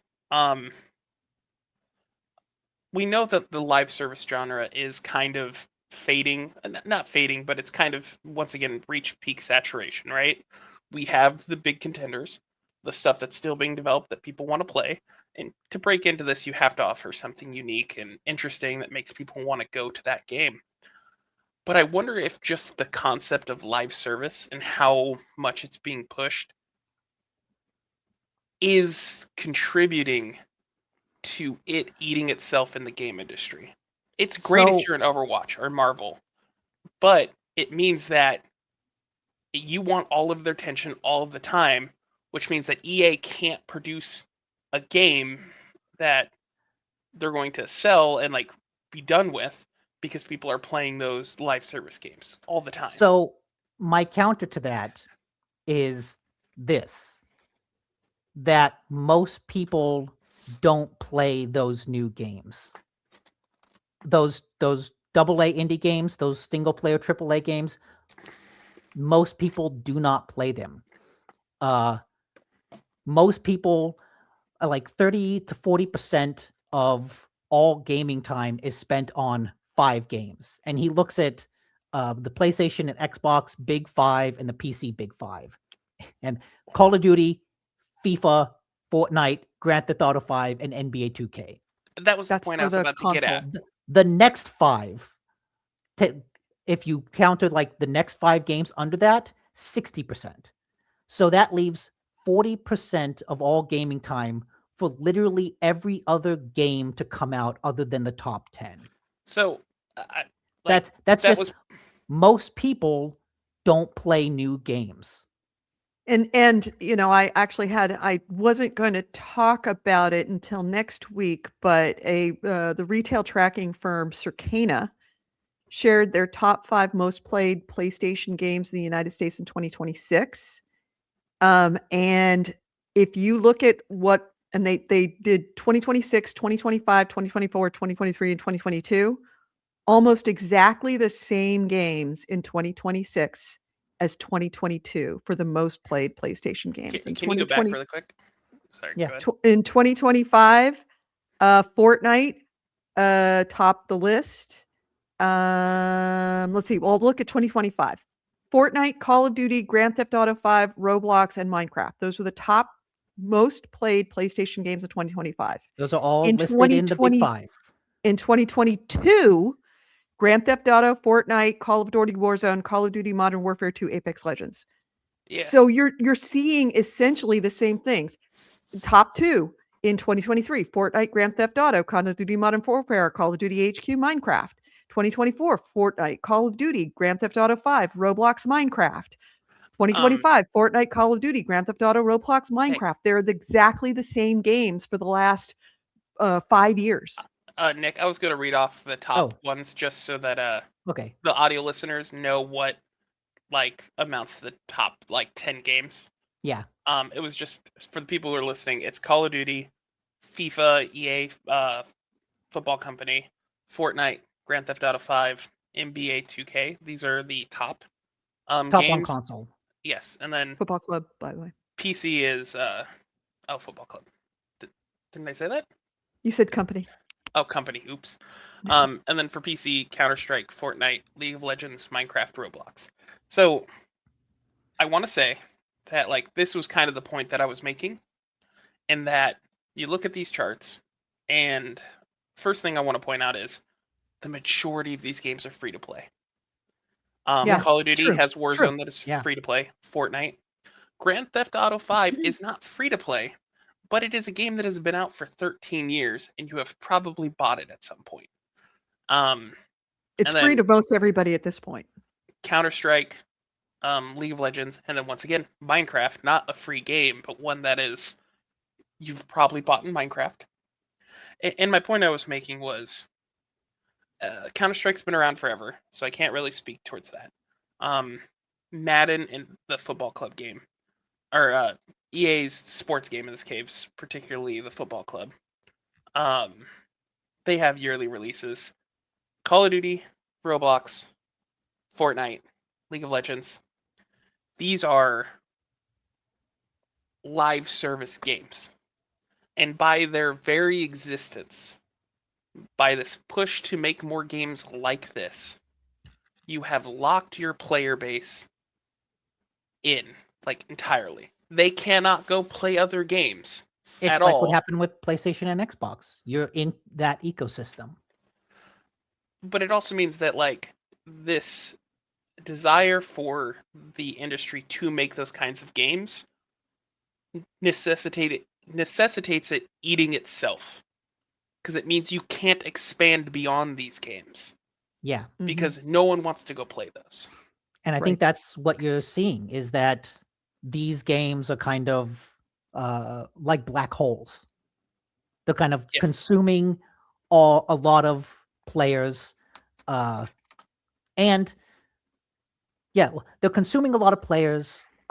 There's fewer players already, but what players there are focusing on free-to-play games, live service games, the same games, and they're not playing new games, which means that it makes it harder for anyone else to enter the market, whether you're making a live service game or a single-player game. And I can say this about having an insight into younger gamers now. The girl child has been playing Roblox since she was 9 or 10 and is still playing Roblox. And that is kind of the genius of Roblox, is she's constantly playing a new game. Her big obsession now is Uno on Roblox. So she can play all different games, and she just stays with Roblox. Oh. One of the things that he talked about, one of the things he's like, hey, what are the areas of growth? One of them It's is Roblox. just Roblox. Yeah. And you can see in terms of time spent, Roblox is bigger than Steam, PlayStation, and Fortnite combined. Oh, Yeah. Roblox is twice as big as Steam. Like, think thing- about 10 that. times as big as Blizzard. It's Yeah. crazy because what Edie just said, when we think about Roblox, especially as older folks, we hear one game. But just like Edie just said, Yeah. it's not. You have to think of Roblox like Steam. And Mhm. Yeah, that it's a it is platform. it is a platform, and most of the content is free. Yes. Yeah. And Yeah. it's The- if you're all- in go ahead. The red games in this chart are Roblox games. And you can see Yes. Grow a Garden has almost the same player base itself as Counter-Strike. Yeah. Oh, there's so much to this that I want to like talk It about. has a bigger, that one game on Roblox has a bigger player count than all of Blizzard. Yeah. Everything that Blizzard makes.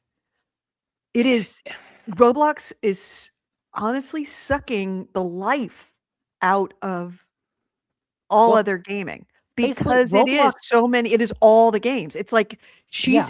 the girl child is in that Roblox ecosystem, and she doesn't ever have to go off of that ecosystem. I will constantly be like, oh, you're playing Uno. She goes, well, on Roblox. It's like, Yeah. oh, Jesus Christ, you're still playing Roblox.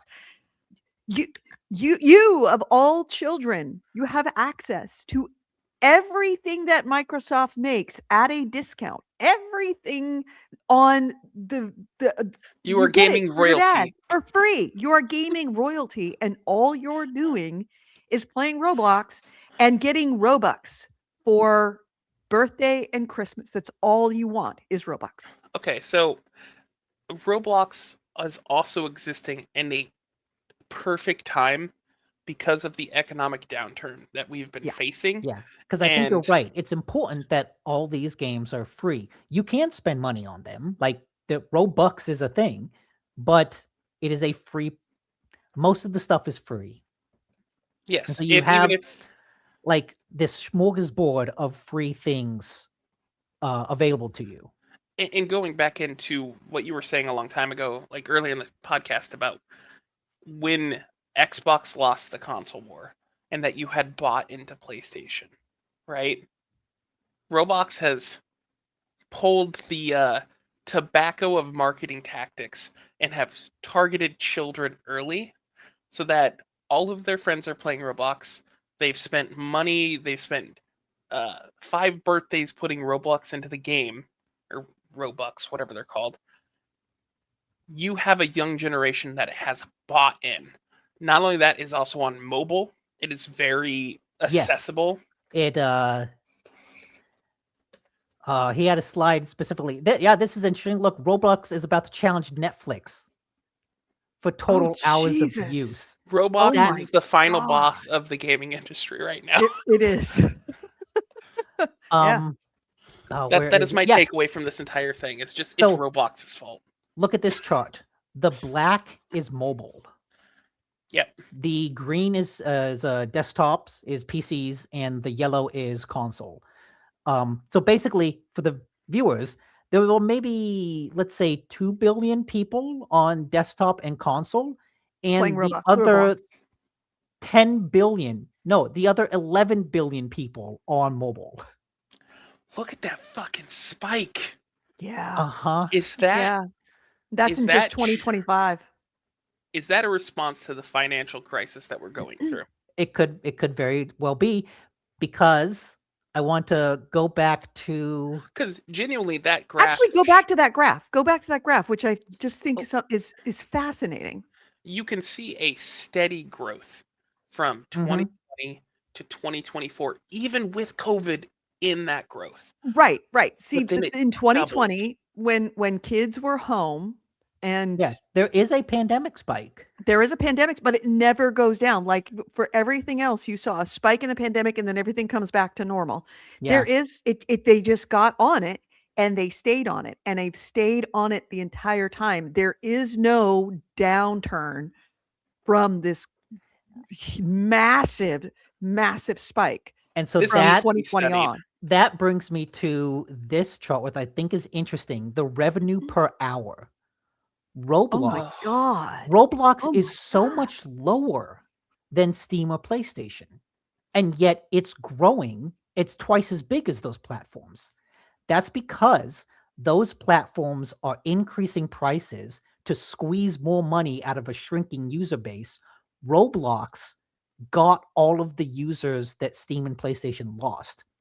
So its Well, revenue per hour may be much lower, but its total players are bigger. And so its total money is bigger. I also think Roblox can Jesus, look at that implement. operating cash flow in 2025 for Roblox. It just Yeah. just exploded this year. Roblox can also implement better dark, or what's it called, dark tactics, Yeah, the dog. I know what you mean. Dog patterns? dark patterns, yeah, than something like Steam or PlayStation. Because Steam or PlayStation, you interact with a marketplace, an interface to look through your games and buy individual things. Whereas, from what I understand of Roblox, it has all of the thing that gacha games can do, where it's like, oh, here's a pop-up, here's a sale. Like, you're in that game in a way that you're not looking at it like a storefront, and you're looking at it like a metaverse, the thing that Mark Zuckerberg wanted, where you're in it and they can just feed you the content directly to your face. You don't have to go look for it. Where Mhm. Yeah. you have to You go can look for jump it and see. from one content to another content to another content without ever leaving Roblox. And the way that they can market towards you with buying Roblox is like, oh, I have 100 Roblox, but this thing is 120. Well, shit, I have to put $10 more into the game so I can buy this thing that I want. And then you're Yeah. left with 880. So just like with mobile games, you're never left with a flat amount that you just spend unless you plan it out. But we're talking about kids. They're not going to do that. Yeah.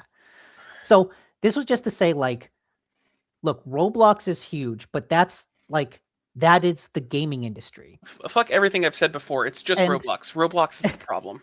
and when he looked into like what are the 5 biggest areas for growth in gaming, and like Roblox. I don't have to get into all of these, but he's like non-core markets. That means not the US, not Canada, things like China, things like Middle East, things like Asia Pacific, what's the term?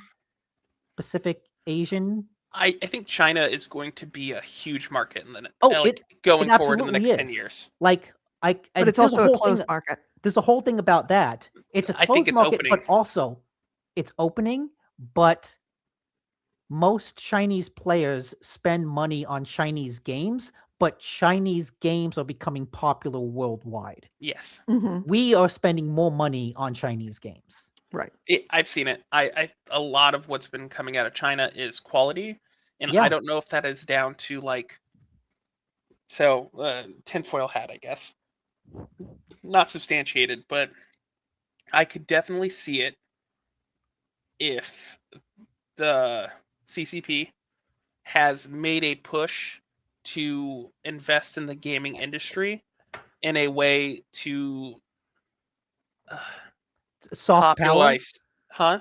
like to Yeah, create soft power. yes. So like you're putting Chinese. You guys are playing Where Winds Meet, for instance. Yeah. There's a lot of games that are coming out that are looking really nice. Like I want to play Phantom Blade Zero, I'm so excited for Phantom Blade Zero. Wukong, fantastic.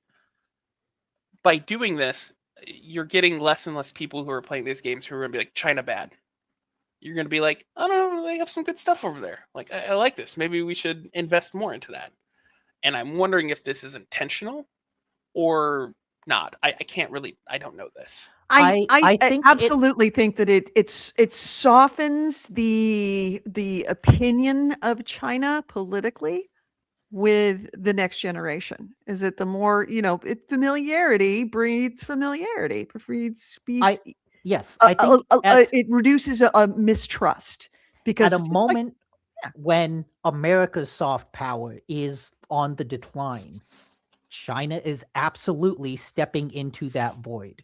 And like I can say, as someone who likes single player, story driven, big budget games, China is kind of stepping up to provide those when the American game industry has kind of abandoned them. AC Wraith puts out that like there's been good Chinese animation the last few years, like Neja, that movie. Oh, yeah, yeah. Also, NetEase, I believe. Yeah, NetEase is a Chinese company, so you got Marvel Rivals. Yeah. This is all after Tencent. Understand that Tencent has been worming its way for the last decade into every orifice of gaming. I'm saying that particularly bad, but that is absolutely what they've been doing. And so I'm curious about how much financial backing of the current industry is backed by Tencent. But now you have like front-facing NetEase and other Chinese developers who are throwing that out there to the wider global audience. Yeah. Anyway, so that's non-core markets. Yeah, so that's non-core Mike. He also recommended advertising.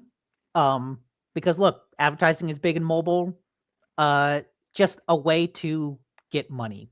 Direct to Secondary consumer. revenue stream. Yeah, direct to consumer. Avoid those platforms. Avoid those platform fees. External development. Outsource. It's cheaper. Roblox. What's important? Roblox is just dark green. Well, that's because it's next on the thing. Okay. That's why. But what's important, looking at all those, none of those is the return of console exclusive games. None of those is like let's make Xbox a major player in the console market again. None of it is the return of AAA small games. developers or none of it's small developers. All the stuff we play is like that's not where the money is. That's not where the revenue growth is going to be. It's because, like I mentioned earlier when I brought this up, it's the market we are talking about is in tens, hundreds of billions of dollars. Having a studio that makes $10 million profit doesn't fucking matter. Like, that doesn't change anything. You need a game that makes 100 million. You need a game that makes $1 billion. You don't need smaller studios that just are good. There was a good chart here, and I didn't have it written down, but he looked at the financials of one particular mobile game that was like, oh, it made $1 billion. But then it had to pay like 30% to platform fees. And then it had to spend $1 billion on player acquisition. And then it had a bunch of other fees. And so in the end, it lost money. And it was like, oh, this mobile game that earned $1 billion lost money. Which game was this? It was like I'm trying to find the slide. Is this it? No. It was just one he used as an example. Let's see. But that's terrifying that you could make $1 billion, but it took so much to get the player base that it took $1 billion just to get people to play it. I mean, there was a report, an article's news a couple months ago that Monopoly Go spent $500 million on player acquisition. That one of the reasons silly. One of the reasons mobile gaming has kind of stalled is because it costs so much money to get those players now. I wonder how much that Kingdom. What's the name of that mobile game that all the celebrities are shilling? Oh, Candy Crush? No, Kingdom Rush? No. It's Kingdom. I don't know. I don't know. Raid Shadow Legends. Yeah. Okay. Well, here it is. So Royal Match was the second highest grossing new game since 2020. It had 1.1 billion in net revenue in 2023 and spent 1.1 billion on user acquisition. So you can see on the left, gross revenue was 1.52 billion. Paid 0.45 billion in platform fees, leaving it a net revenue of 1.06 billion. User acquisition costs 1.07 billion, All other costs were 0.13 billion, leading to a 0.13 billion loss in operating profit. Jeez. The game that I was thinking of is Royal Kingdom, which, is all over TikTok and YouTube. And I've seen the ads on actually network television on CBS that hired celebrities like LeBron James and Amy Poehler and Kevin Hart, John Hamm, Jimmy Fallon. You're seeing these ads and that's player acquisition, that's advertising costs. Yes. Even though they have a ton of an install base, you've got to wonder, like, they've got to be losing money because there's no way that you could hire LeBron James to shill your mobile game. All of those people shilling your mobile game and be making money off of it. The more we talk about this, the more I hate the premise so much of like this entire slide. And I get that this is not for someone like me, right? Like this is not necessarily for a ground level person who's going to have no influence over any of this or investment decisions. And just like it has always been such that entertainment is like codified in a way that's just for sale, like just for markets. But there is art, there's creativity here that like should exist in an ideal world that is allowed to breathe and survive without having to turn an insane profit. Yes. And I'm with you. It's like, also keep in mind with this Dream Games, this is the 1 year. This is 2023 when it released. It still has that player install base. They're not looking to make money in 2023. They're looking to make money in 2024. Yes. Because they have the users to actually have almost broken even. Yes, but this chart is very clear. Like if you watch the next year, you wouldn't have the gross or the net revenue. You wouldn't have costs. the gross revenue, but you wouldn't also have the same acquisition costs. Although maybe those acquisition costs will be higher because people move on to another game. Like, I don't know. But to sum it all up, I feel like all of this is really important context when we talk about Sony closing Bluepoint. Yeah. This makes me feel so dirty.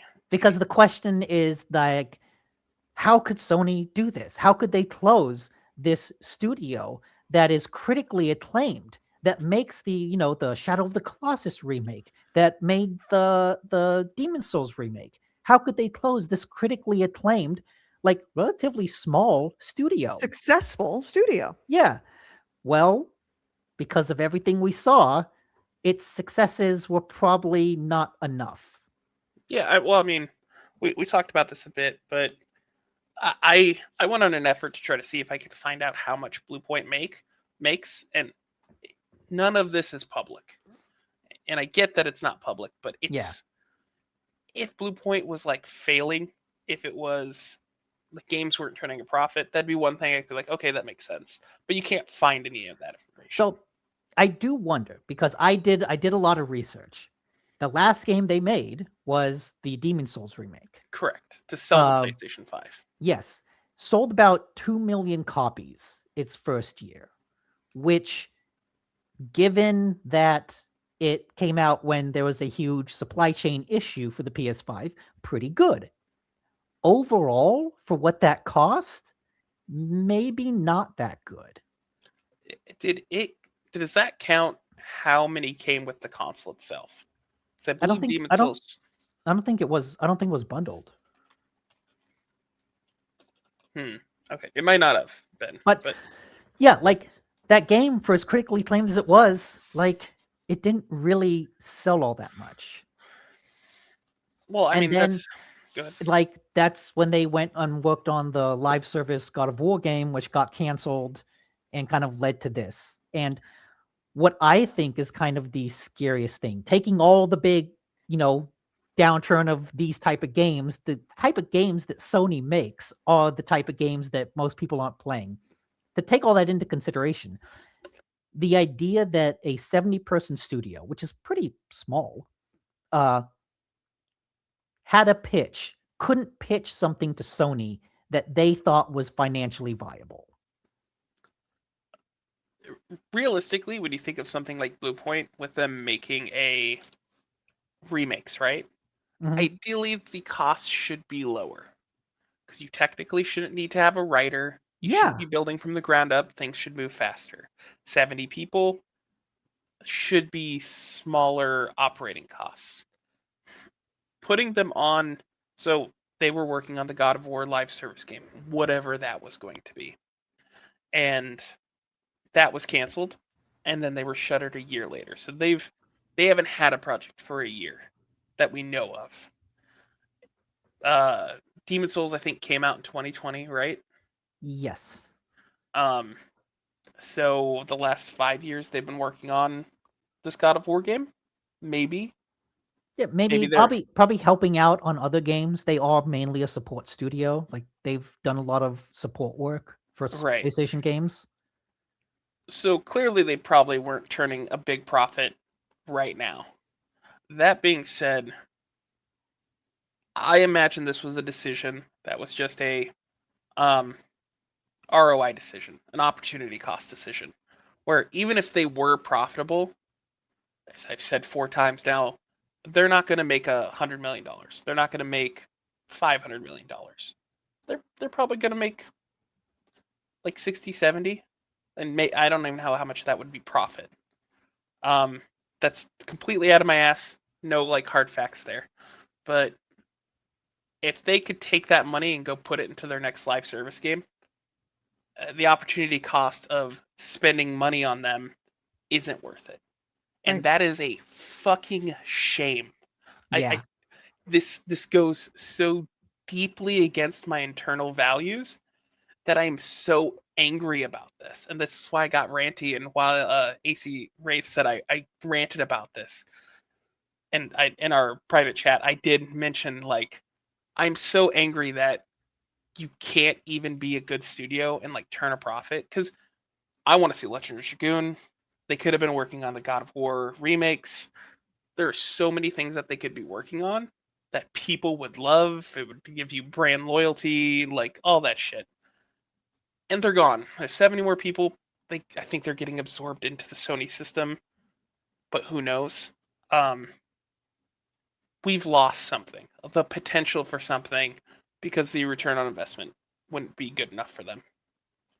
That makes me so angry. And I wonder if like Sony's seems like a big player in the space. All the charts that I was talking about talked about PlayStation. They didn't talk about Xbox.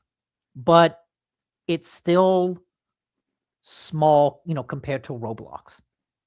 And so I Everything's wonder small. if Sony needs to come to terms with 70 million is okay, right? Like if the studio just pays for itself, that's okay. And I feel like it's bad that they closed it. Like I said, it's bad that they were looking at a relatively small studio that does remakes, was, like you said, should be lower investment, and they couldn't find a financially viable project for them to work on. I don't want to hit the panic button yet, because I want to see what they do to Housemarque. Because I think there's a lot of interesting parallels between Housemarque and Bluepoint. They're similarly sized studios. I think Housemarque is like 110 people.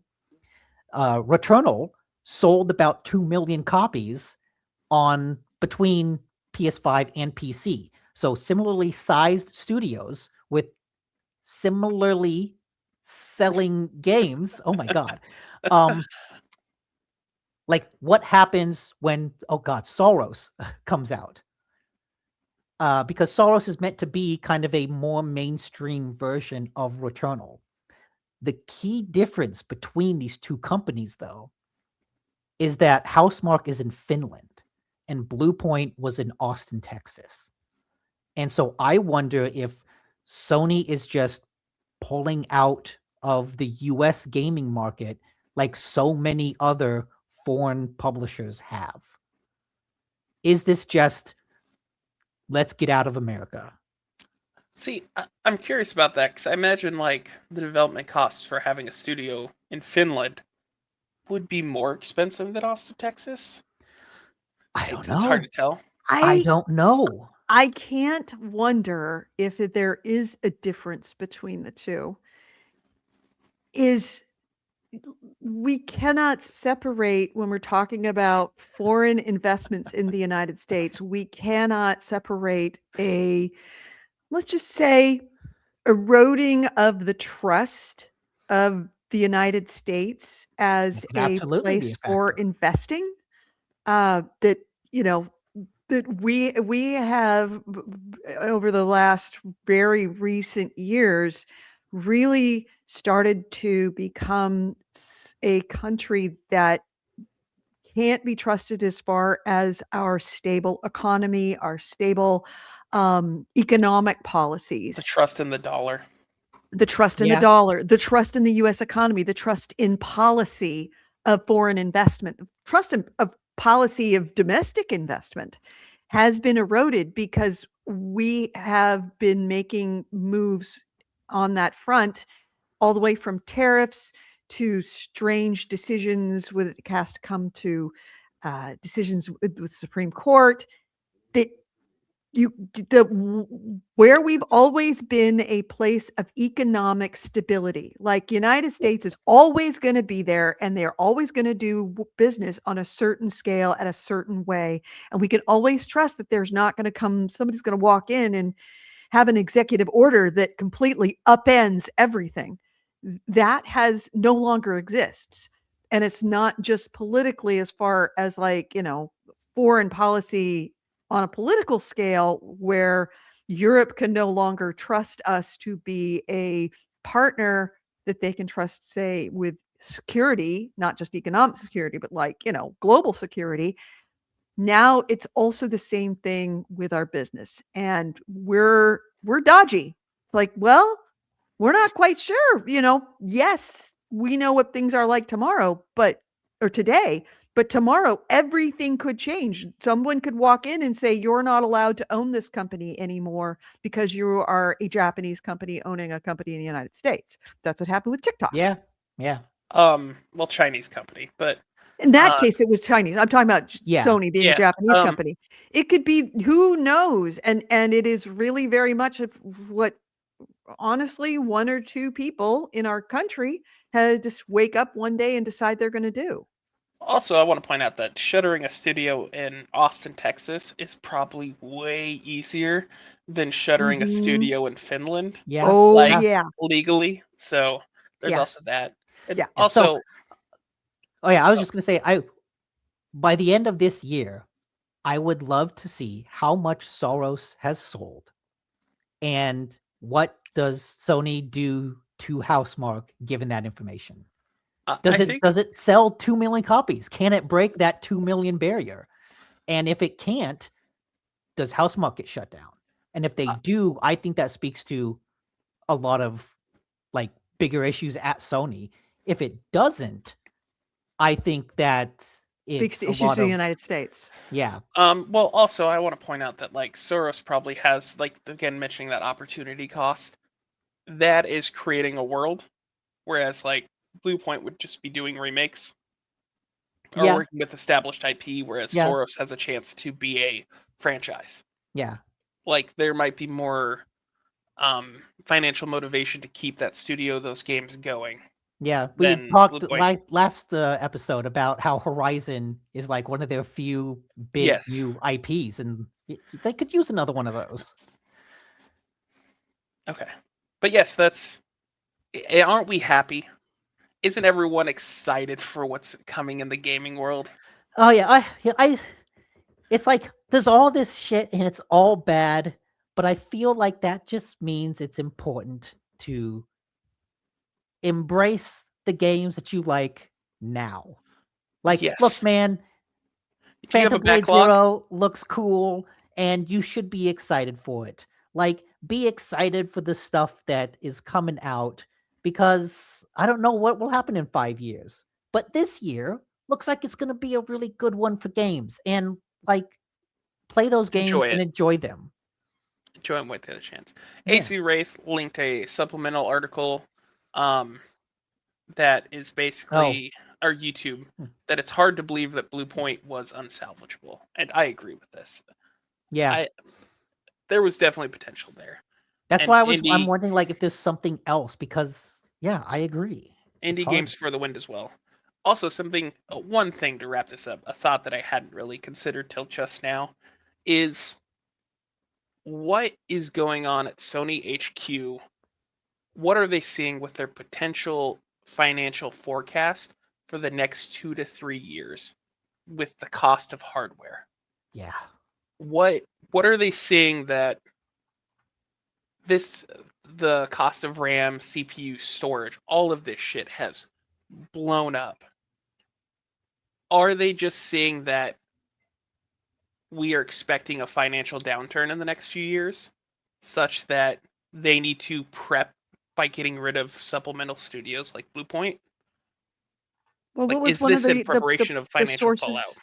One of the sources of revenue growth that you identified was outsourcing.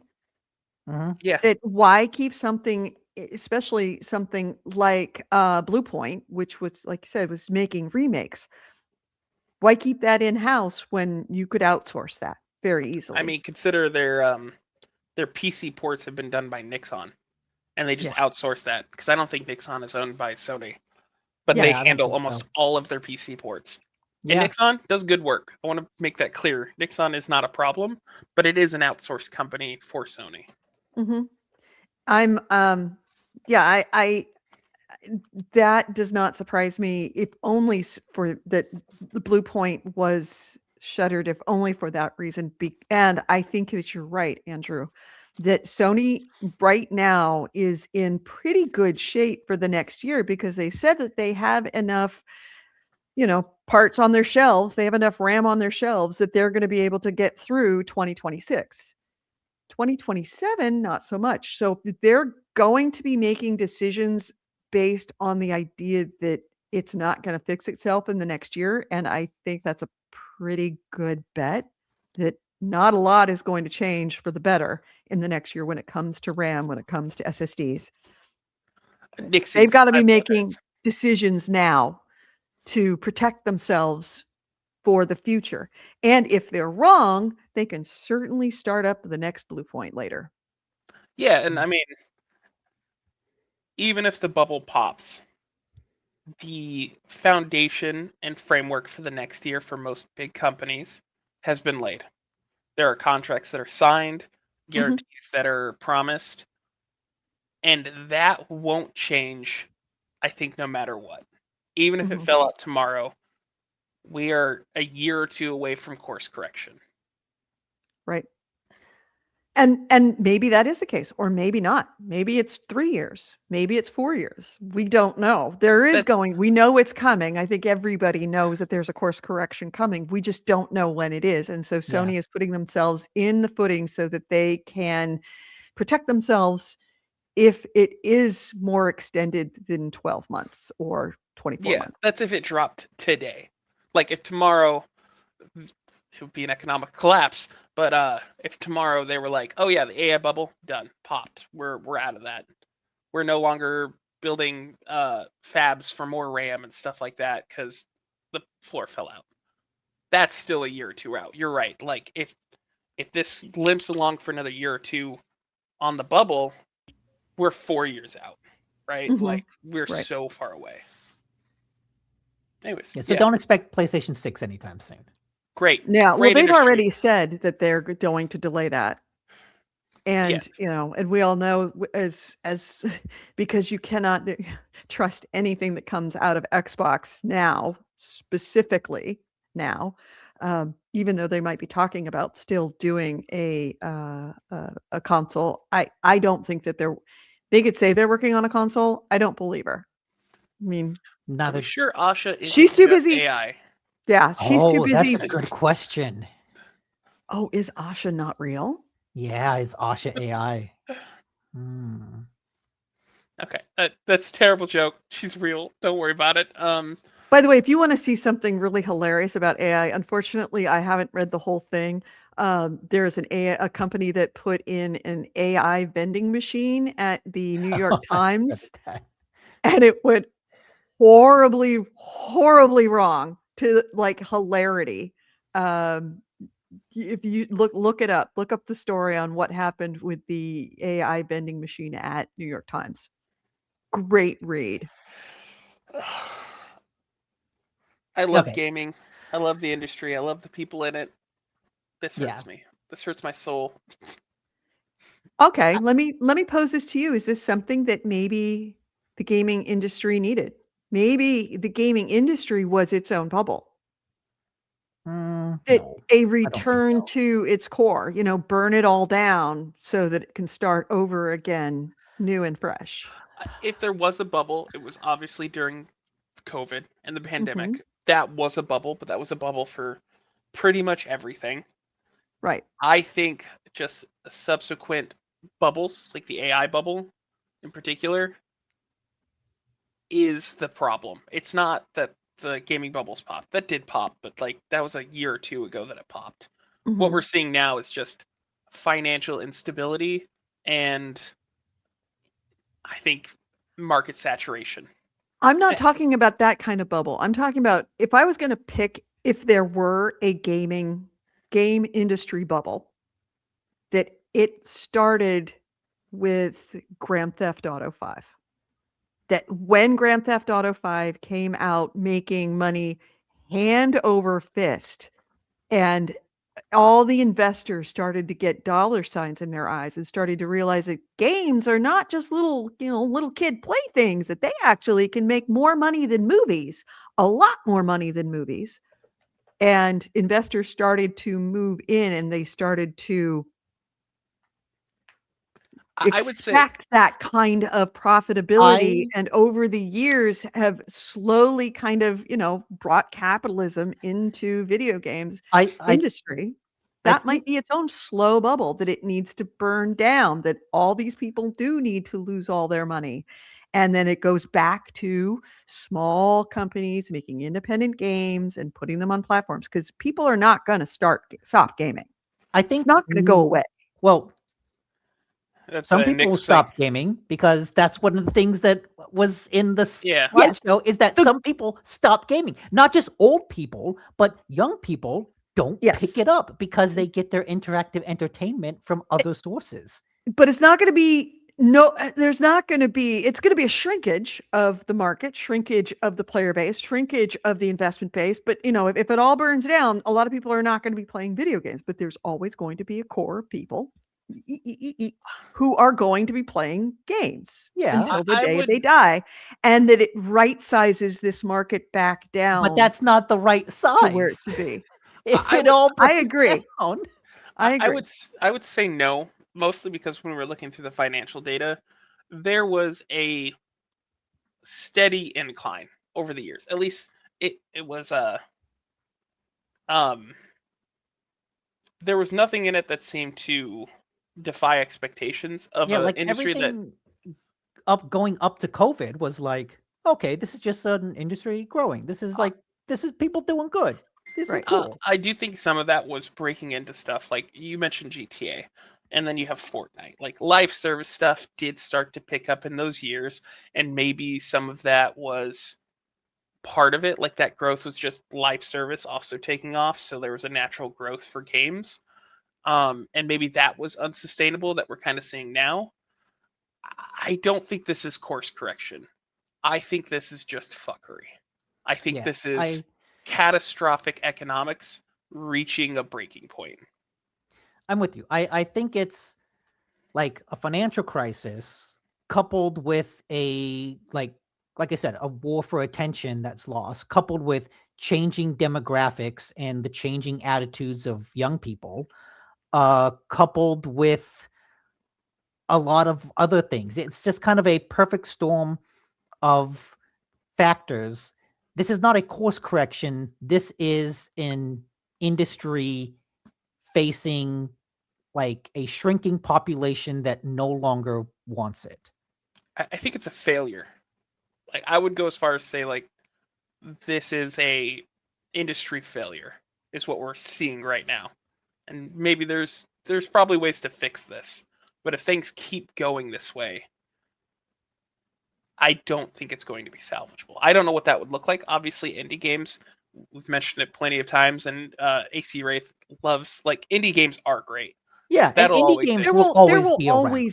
There will will always always be be games like Tiny Mewgenics. video games. Yeah. Right, there'll be games like Mewgenics that come out of small groups of people who are going to be making games and can make a significant amount of money on those games. So it's not that it is catastrophic from an industry point of view when we're talking about large scale developers and large scale games. But there's going to be a morning after on this one. Yeah, And I don't necessarily, this is kind of maybe it's not entirely a bad thing Well, if it all burns down. but if it does, look, I like an indie games. I liked Home Safety Hotline. I also really like Uncharted and Elden Ring and Baldur's Gate 3. And But it will grow those are the back games- again. Those are the games that will be lost. Yes. Actually, I don't think Yes. Baldur's Gate 3 would be lost. That's the exception. That is me Maybe. nitpicking because Maybe. they didn't get outside investment for that. That is true. That is true. That is the one studio that has literally rode on their own dime this entire way through. And but if the industry collapses, like, true, where do you? I don't know. Maybe they don't have money, but like there will that be level of something left. games, that level of big budget game, is what's gone. For the moment, it'll come back. Will it? I think it would. I think there would always be a company willing to Are take you on sure? large Maybe financial not. risk. Why? Maybe not right away, but you'll see it, the same way that I saw it over the last 30 years. I think because there's always going to be money there. I just think instead of giving the 12 big games a year that we get now, we'd get 2. Or we would get, a bunch of Chinese games, which that's not a negative. Again, Phantom Blade Zero looks fucking sick. If they keep putting out Souls-like, then the industry consider me a red Chinese. Like that. You know what? Tencent, my loyal Tencent, come sponsor GameHounds. We're for sale. We are for sale. No. If you keep making good, you want to give me a code for Black Myth, whatever the next one is called. We'll play it on stream. Yeah, we'll play it on stream. We'll play it. Give me code for Phantom Blade Zero. I will shill for you. And it may be that those kinds of big games don't come from the US. There will always be US developers. It's too much brain trust here for there not to be US developers. But maybe the US moves into being small to middle games, become the AA title country. I have thought about that. China used to be, and China becomes the AAA country. I do think there's something about that, because when I looked at I keep a list of all the games that I play each year. When I looked at my top 10 list for last year, none of those games were developed in the US. Right? The real answer to this is we have no idea. We can speculate, but I mean, we literally have no idea because it is so uncertain. Mm-hmm. Mm-hmm. Also, let's not discount for the quality of AAA titles, Scandinavia, Norway, Sweden. Oh yeah, a lot of the games in Poland, even though it's not Scandinavia. A lot of the games that I played, Kingdom Come Deliverance comes from there.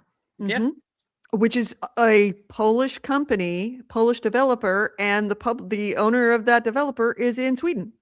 Mm-hmm. So we might be seeing. They made a better game than Bethesda did. They made a better Bethesda style game than Bethesda. Starfield is so disappointing. It is. It is. Hey, anyways, no need to get into that. But should we move on? Yeah, sure. What else do we have? Although we're about 30 minutes from when we have to sign off. Okay. Just I at least have That's kind of what I was trying to move it on. I at least have a fun, goofy, interesting story to end on. Okay. But do you have something, Andrew? Did you want to talk? No. I was just saying this is why I was mentioning we should probably move on, just because. Okay. We're getting deep into the weeds. Yeah.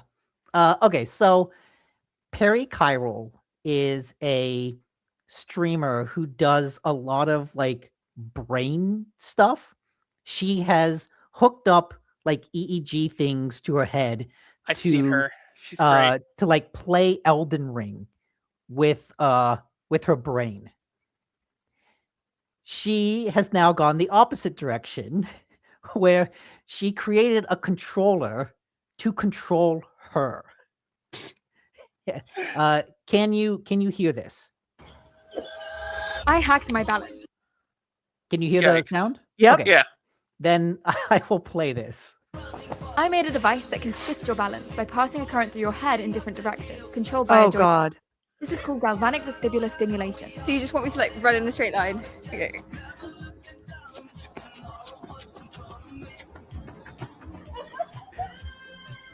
Yikes. Oh, I then connected it to a racing game so I could feel the G-forces. Let's do it. that's pretty cool.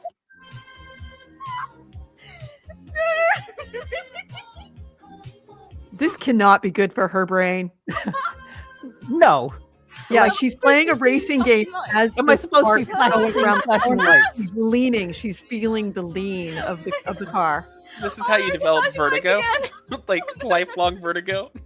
It'd be easier if she went pulling over. It would be a little bit. I got a headache. Hold on. Yeah, got a headache. Hold on. Is it There on you here, or go. is it just me? This is not good for her. Is it supposed to do that? I feel like this is Fuzzy. this would give you Oh, the this is same very motion fuzzy. sickness Don't of like do this. VR. Don't build this. Don't Your make brain this. doesn't I do not process what is approve of actually anyone happening. making this. Yeah, yeah. terrifying. And as she was running, that was a picture of a PlayStation controller that somebody else was holding. She's running forward, and the person hits to the left, and she starts running to the left, and then he goes to the right, and she starts running to the right because it's making her lean as she's playing, as she's running. Yeah. If you want to go see the video, just Google gamepad controllers, controls Elden Ring streamer in real life. There's a link in the chat, but if you're on something that doesn't have the chat, Yeah, how you- it was called galvanic vestibular stimulation, and it sends signals to your ear canal, which is what controls the balance. Mhm. Yeah. Yeah, that cannot be good for your brain. Don't do that. She's No, right. and Don't do this. she says that there's dizzying effect. So this technology, from Kotaku, there's a journalist Yuri Kagamaya in 2005 tried this out. And he said, I found the experience unnerving and exhausting. Yeah. So this is not a new VR. This is not something that you want to do, but it's a very cool, I don't know, thing. It's cool. I don't know. I think it's kind of terrifying, the fact that you could actually do that and make that in a bedroom, somebody in their Oh, yeah. bedroom hacking stuff could actually make something like this. It's So other kinda videos, terrifying. like I would say check out her videos. Her name was like Perry Chiral. You can Ariel, Karyal. And like I said, she's done interesting things where she plays Elden Ring with her mind. So like her hands are like this on a table, and she's playing an Elden Ring by thinking certain thoughts at certain times. They get picked up by a machine that then get translated into game controls. Better her than me.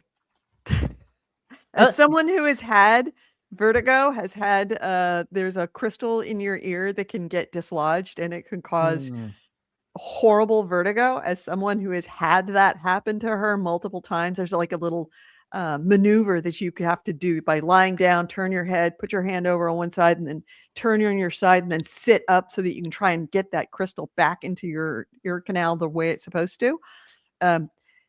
As someone who's had that happen, it's horrible. Don't do it. Don't mess with your ears. Seriously, do not mess with your balance. It's awful. Thank you for the link in AC Wraith for her yeah. her website. That's cool though. Yeah, Like, it in is a cool in a but science it's way. Yeah. scary. Yeah, It's cool. cool It's cool sciencey, science but shit. it's terrifying socially and Look, and if the Science Channel was still a thing, this would totally be on it. If Mythbusters was still a thing, this would be like a guest on Mythbusters or something Grant like Imahara that. would absolutely build that shit. Exactly. Yep, and he put it on Carrie. Exactly.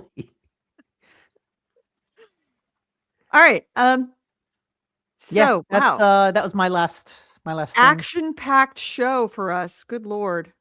I think we had like 2 new like segments essentially for that whole thing. Yeah. I'm really glad that we kept our reviews short because otherwise we would be deep in it right now. So next week, anybody planning on playing anything next week? Yes. That's it. Just You want to be more specific about that, Nick? Any Uh, previews of what you I'm might playing be a- playing? Playing video games. Yeah. Okay, all right. Oh wait. Andrew? Shit. When Death does Resident Stranding Evil and 9 probably come out? Warframe. 26th. Yeah. No, it's 27. days. Oh, that's Friday. Yes, I will have played Resident Evil by that point. Okay. Good So to Nick's know. gonna stream Resident Evil Friday, guys. Be Yep. prepared. Andrew, anything you're going to be playing? I just want to work. I'm gonna probably work more through Death Stranding and then maybe more Warframe. Always more. I'm going to be Warframe. playing QuickBooks. That sounds Lots like an and amazing lots game. of QuickBooks. It is not fun. But it's got to be done. Is there a like world competition of QuickBooks like there is for Excel? There may very well be. I will not be entering anytime soon. QuickBooks is taking some of the gaming market share by gamifying QuickBooks next year, so be Mm. prepared. Yep. That You get more points if you're faster. Oh my god, that feels like a headline from next year. I feel like you ripped a little hole through time and saw the future. I Oh will my say God. AI is in QuickBooks and it is making my life a nightmare because you can't turn it off. And it's making decisions and entering stuff in that's totally fucking wrong. So I have to go back in and find all the things that it's doing wrong to pull it back out. It's just Yeah, that describes AI perfectly. yeah. It's like, I didn't buy this. Yes, you did, Edie. I bought it for you. You bought it from T-Mobile. You spent $3,000 for T-Mobile last year. It's like, no, I didn't. Well, who put T-Mobile? I'm calling my brother. What did you spend $2,000 on T-Mobile for? And it's like, oh no, that's Contra Costa topsoil. I get those two confused all the time. Same. Sometimes I just grab a bit of dirt and put it next to my ear to make a phone call, and it doesn't work. And I had to do that 3,000 times. Okay. All Good right. luck. So, well, as a reminder, we are, Patreon funded. If you like this content, first off, if you're watching this content, if you watched it all the way through or even watched a part of it, please do us a favor, like and subscribe to what you're watching right now, wherever you're watching it on Facebook, YouTube, or Twitch. If you want to be a subscriber, we would definitely appreciate it because times are tight in GameHounds land. But if you really want to make a difference, patreon.com/GameHounds. $1 a month is all we ask to help us fund all the platforms that are increasingly loaded with AI and increasingly loaded with upscaled pricing so that we can help afford and offset some of the costs that it takes to do this. We talked about how hard it is out there for developers. If you want to see Ookie Bookie Spelookie, we need your help. It's I am coming looking next forward. year. That's when I know AI will have hit a critical mass, is when I can just tell it to make Ookie Bookie Spelookie and it makes it. We can't do that. We got to be developer first, hire the people to make it. Don't worry, it's coming next year. There may be delays. No. Yes. Yeah, there might be delays. There may be delays. It takes 32 gigabytes of RAM. Yeah. We're going to Recommend- make the most unrealistic game ever. You need a 5090 to get 30 FPS at 1080p. But Oh yeah. we're good. Yeah, hit that like button now. Hit the subscribe if you like our content. You'll get a notification before we go live. So on that note, shall we close this out? Yeah. All right, Sounds good. let's close this out. You've been listening to GameHounds episode 810. We recorded this on September 22nd, 2026. I'm Edie Sellers. With me has been Nick DiNicola and Andrew Smith. Ways to get a hold of us. GameHounds.net is our website. GameHounds@gmail.com is our email. We recorded this show live on Facebook, on YouTube, and at Twitch. We record live on Sundays at noon Pacific, generally, unless Nick's got a 5-year-old birthday party to go to. But Well, we go at 6, noon. 7. I don't know. Or I'm 7-ish, sleeping. yeah. 9 noon Pacific, 3 p.m. Eastern. Please feel free to join us live. We would love to have you there. If you are listening as a podcast, incidentally, we are on a podcast on pretty much every podcast platform you can imagine, but the main way to find us on Apple Podcasts. If you are listening to us as a podcast, there's more. There's a lot of stuff more that you didn't hear because it was done live and we had to edit it out. So if you want to see the whole thing or watch the whole thing, go to Facebook, YouTube, or Twitch and watch back again. And in addition, everything that we talked about is in the links. Thanks to our one and only AC Wraith. He puts links to absolutely everything that we have talked about into the comment section. So if you heard something or you saw something or whatever and you want to find it again, go back to the comments on Facebook, YouTube, or Twitch, and you will see those comments with those links to see all of the background information of the stuff that we talked about. As always, thank you to our patrons. If you want to be a patron for us, $1 a month, as I said, was all we ask for.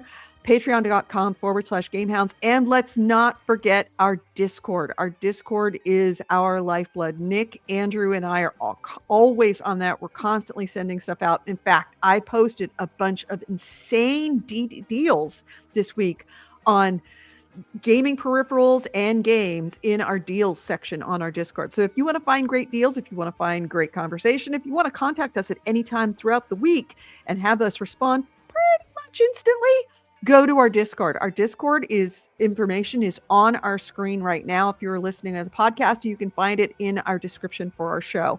So we'd love to have you there. Please join us. That's free. And all it takes is just a couple seconds to sign up.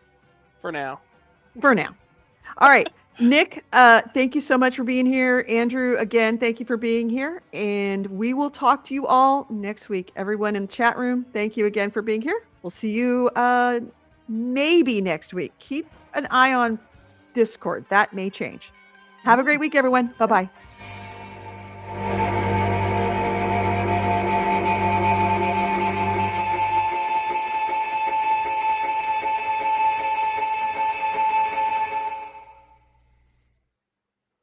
Yeah, incidentally, sorry about that. I just remembered. I'm not going to have I'm not going to be here next week. Nick, Andrew, if you want to do a show next week, I would appreciate it. If you want to do it, you can go nuts. But unfortunately, I can't be here next week. It's a big week for me with dumpster day in Point Richmond, and I got a lot of stuff to take the dumpster. Also, I'm a volunteer for dumpster day. Well, If you're not listen, familiar what a dumpster day is, the local, and you may have one wherever you live, the local waste, resource place will, in a neighborhood, contact a neighborhood group and say, hey, we will bring out dumpsters. And anybody in the neighborhood who wants to throw stuff out, like big stuff, can throw stuff out in the dumpsters. So people bring, old couches and just garage clean outs and stuff that wouldn't normally fit into their garbage cans. You can just bring it down that day and it's free to just dump it in the dumpster. So because I'm a vice president of my neighborhood association, I always help with lining people up and getting them in and working around big vehicles and opening it up at 9 o'clock in the morning and shutting it down at noon or whenever the dumpsters are full. And this year I actually have couches and other stuff to throw in there too. So I'm going to be out there on Friday night loading up my truck so I can be there first thing Friday morning to get my stuff dumped and then spend the rest of the day helping. And that usually wipes me out. But that's happening next weekend. So I'm going to be completely dumpstered.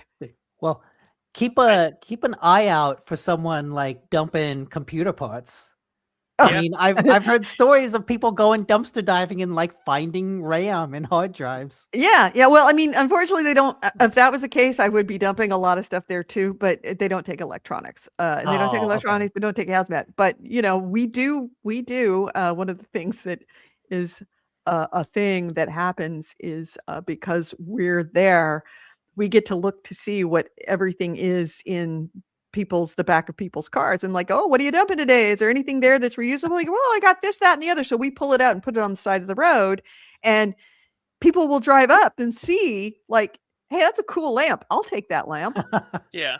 And so we try to reuse. When we find something that looks like it might be useful, we'll pull it out, put it at the side of the road, and then if nobody takes it, then we dump it at the end of the day. But like, I mean, I'll take you on a little trip. I say we bring Nick there with a camera to vlog it with you. Well, that'll be the GameHounds podcast, a little Sure. garbage day vlog. Sure, Yeah, garbage day yeah. vlog. Yeah, and then I'll take you in here. That lamp right there, a cute little lamp. That was a dumpster day find. Okay. Yep. And what So else? Edie's Dumpster story dive. was just her story. Like that wasn't somebody, that was Edie.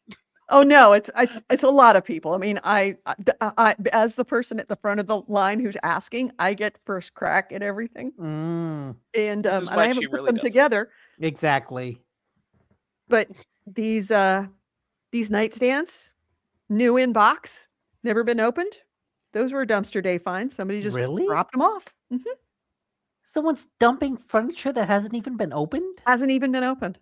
You probably buy it, you're like, oh, I'll put it together. 6 months later, Right. you're like, Or yeah, and they're like, it's- I got Yeah. something different, or I didn't like it, or things change or whatever, and it's like it never got put together. So they're like, just dump it.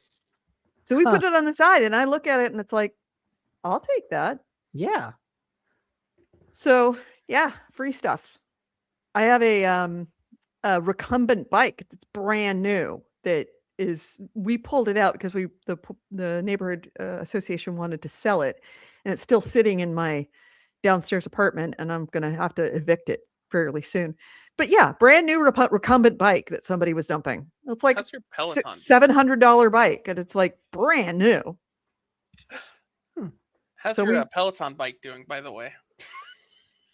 Mine is very good. I actually use it every day, and you do classes all the time.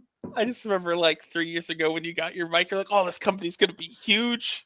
I got never one. said this company is going to be huge. I just said that I bought one because I was going to prioritize my health, and 100 pounds later, I'm doing okay. Just give me I'm a using step. my bike. Yeah, by the way, yeah, I am actually now officially 100 pounds. I have Nice. dropped. That's good. That's awesome. That's great. I've dropped a C note. So I'm pretty okay with that. Benjamin. Well, that's what we call the extra weight was Benjamin. Yeah, yeah. Little But, Benji. all right. All right. Thanks for having me. You're welcome. Thank you for being here. So if you guys, I'm going to leave it to you two. If you want to do a show, and please put it on the Discord to decide if it's going to be you guys or not, or if you're going to cancel the show, please put it on Discord, and I'll also make an announcement as well. But so was just AC gonna Ray, say, again, thanks. I'll probably take the week off then as well. If that's all right with you, Nick. Yeah, I love that's you, fine. but that's okay. I'll just spend the weekend playing Resident Evil. Yeah. You could stream Resident Evil for the show. I could. Oh, I could also go back and stream Resident Evil 4 in VR. Never went back to that. Yeah. Because I did install that. So we'll officially call it no show on the that would be the 28th on the 1st. No show March 1st. Yeah. But you guys are more than welcome to stream anything you like or do whatever you like. I'm just going to be busy. Yeah. Dumpster diving. All right, everyone. Thank you so much for watching. We will talk to you all. I will talk to you in 2 weeks. Maybe you'll see Nick and or Andrew in the next week. But have a great couple of weeks, and we'll see you then. Bye. Bye. Bye. I'm waving.